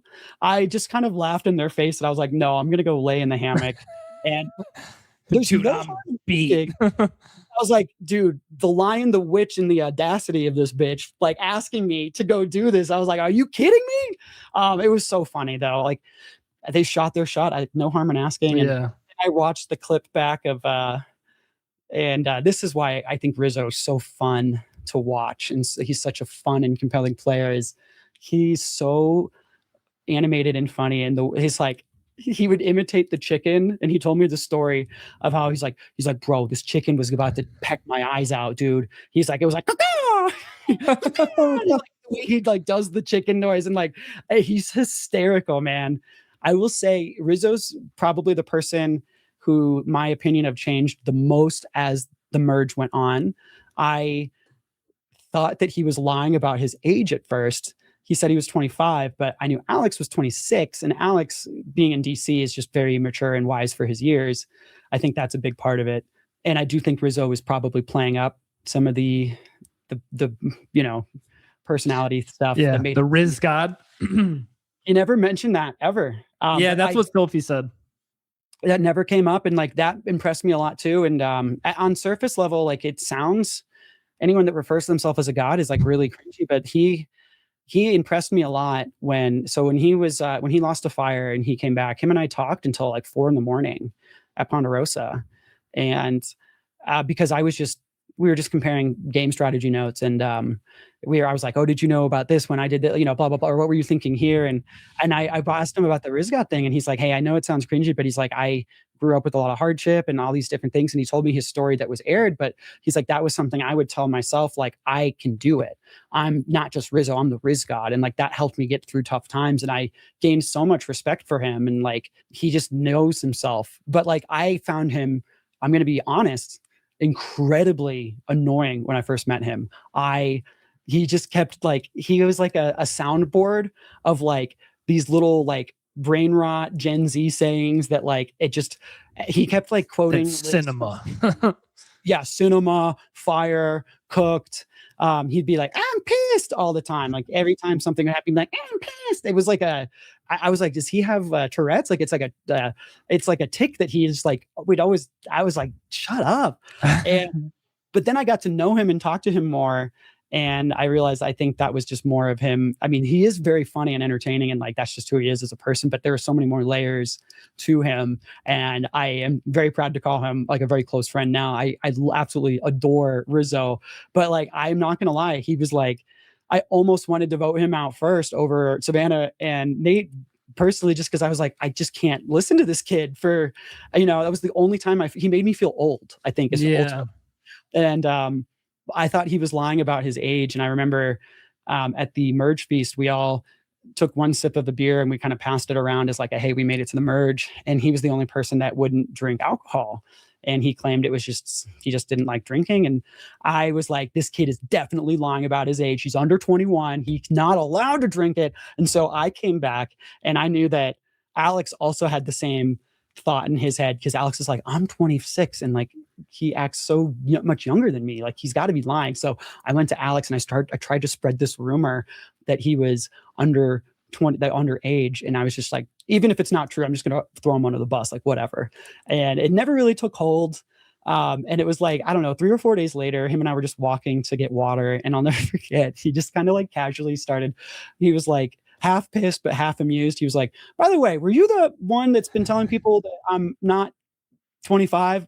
And I just like owned up to it. I was like, yeah, that was me. I was like, I didn't believe it at first. He was also withholding what his career was. He just said he worked in tech, but it was because of the NDA he had to sign with this company. But I didn't believe him. I was like, he's being cagey about his job. He probably doesn't have a full-time career job, but he doesn't want to be the young kid that people target. I was like, it's smart. And what's funny with that is like, you were like, it's like you kind of like thought you knew, a little bit of Rizzo's behind the scenes plan, but then fast forward to when you get the advantage and he's like, oh dude, I know what he's got. And I'm just like, no, you don't. Oh my God. And then when you played it at Tribal and Sophie was just like so shocked, like her face, dude, that was an epic moment. She's like, oh, he played it for somebody. No. That was that moment at Tribal Council. I legitimately thought, I said to myself, if I survive this vote, I have now just won the game, because that was an epic move. Even though it was like kind of a technicality, I really didn't do much. I just played the advantage the way it was meant to be played. It expired at 6. I played it at 6. And once I played it as a secret advantage, it's no longer existed. You can't steal it. But the pure, as Rizzo would say, cinema of the moment at Tribal Council, everyone on the jury was losing their minds, jumping up and down. They were like, oh, like that was so cool. And I was like, this is a big resume move for me. Now she doesn't have this advantage and looks silly and all these things. And I went from being on cloud 9 to then being completely shocked. And it's so interesting. Like, I had a lot of red flags going into that Tribal Council that made me think I might be cooked, or that's another thing, actually. Real quick aside, one thing that happened after Survivors, I've adopted a lot more slang that is not, I'm a millennial, and a lot of my friends they're like, I think they finally accepted that it's just part of my vernacular now. But I say things like cooked, and they're like, just say roasted or tort, like a normal millennial. Like, who are you trying to impress here? But spending time with Rizzo, he's just such a charismatic and fun guy. I found myself mirroring some of his like verbiage, and I came back and I said cooked all the time. Maybe my girlfriend was like, you got to cut that shit out, dude. Like, that's like, it's giving me the ick a little bit. And so you just like, I remember when they won the Tres Leches group, they won the Letters from Home reward. That entire day was miserable for us back at camp because we were starving. And I think it rained that night. It was cold. And we were just like very dejected. But I felt like these were the two people I trust the most, Sage and Christina, at this stage in the game. And we talked through every single scenario. What are we going to do if Rizzo wins immunity? What are we going to do if down the list? And the worst case scenario was the one that came to pass, which was Savannah winning, because Savannah's immune and now Rizzo has his idol. And so we didn't have enough votes, even with the advantage of blocking someone else's votes, to have the majority to split votes and put one on Rizzo and still vote someone else out. It would still come down to a 2-2 tie. And I wasn't confident that it would not be me going home in a tie split revote. So we were like, I guess we'll vote Blue Soph out. At the time, we weren't aware of how good her social game was. From my perspective, I just thought that she was kind of doing whatever the other two were I thought they were kind of calling the shots. And that's my lack of vision. But so I was like, it was like the least optimal situation, but at least we're taking out one of their numbers. And so we got back after the immunity challenge, and I thought it would be like very easy, like a foregone conclusion. Like, okay, we talked through this. Like, we know exactly what to do in this scenario. We had nothing to do but talk for 24 hours before they came back with their, bellies full, and their hearts full from the letters from home. And we got back, and Sage and Christina were like, hey, Steven, we need to go talk. Just us. We don't want to be too suspicious with the three of us talking. And I was like, why is that suspicious? There's obviously like a 3-3 split here. Like, everyone knows the three of us are working together. But they're like, oh, well, we'll just do like, you go talk to someone else and then we'll reconvene later. So that was kind of a weird moment. That kind of was like, okay, Spidey sense is tingling a bit, but whatever. And then Christina and I talked right after, and that's when they showed a bit of that where she spilled that my name was in the conversation. They didn't spill. I freaked out on her even more. And I was like, what the fuck? I was like half joking, but I was serious. I was like, I was like, why the fuck am I even in? I was like, Christina, what the hell? And like, I kind of yelled at her a bit. And then she started laughing it off and like, oh, it's just me, Scatterbrain Christina. And I was like, you are Scatterbrain. So okay. And I was like, all right, well, fuck. And I'm like, but then what was really the biggest tip off was then right afterwards, after she talked to me, typically you would rotate through and talk to other players, right? Why would you need to go back and talk to Sage? You just talked to Sage. Did the plan just change? Did something I just tell you change what you guys just talked about? That's why I typically would not go back and talk to someone right after talking to another person. You got to space it out. Mm-hmm. And she went right back and talked to Sage immediately again for a long time. And I was like, what the fuck? What did I just say that is now forcing Sage and Christina to talk again?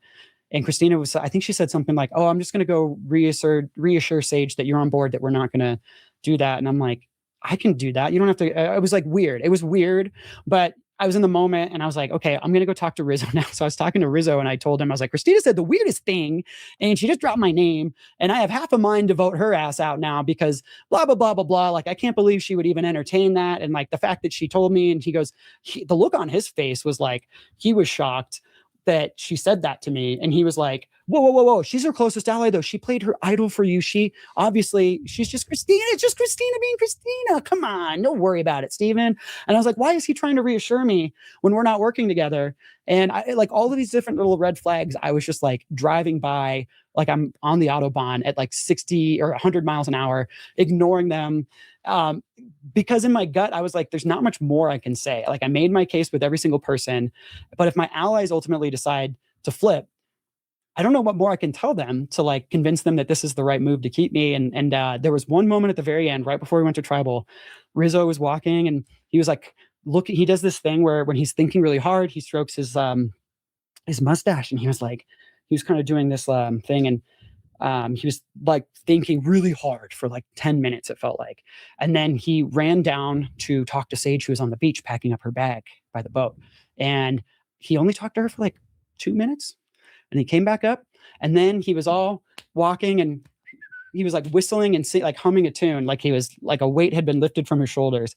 And that was when I stood up and I ran down to Sage and I was like, what did you guys just talk about? And she played it really well to reassure me, but like I still was a little sus. She goes, oh, he just came and asked if there was anything he could do to convince us not to vote out his ally, Blue Soph, if there was anything we could do to like, you know, change their mind. And she's like, no, sorry, bro. Like Steven's my guy.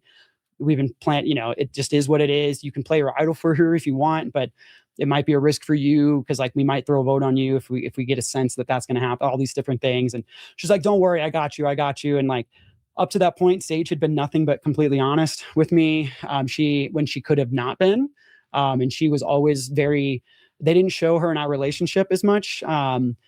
But like we talked strategy all the time. And like, I was always in on the know, like everything she knew, I knew and vice versa. And at that point, I was like, I have to place my trust in the people that have gotten me this far. Sage has never written my name down once, and it would have been very convenient for her. So I'm going to, you know, and for Christina, I was like, it's a no brainer for Christina to keep me because like I have the best shot of beating Savannah in an immunity challenge moving forward.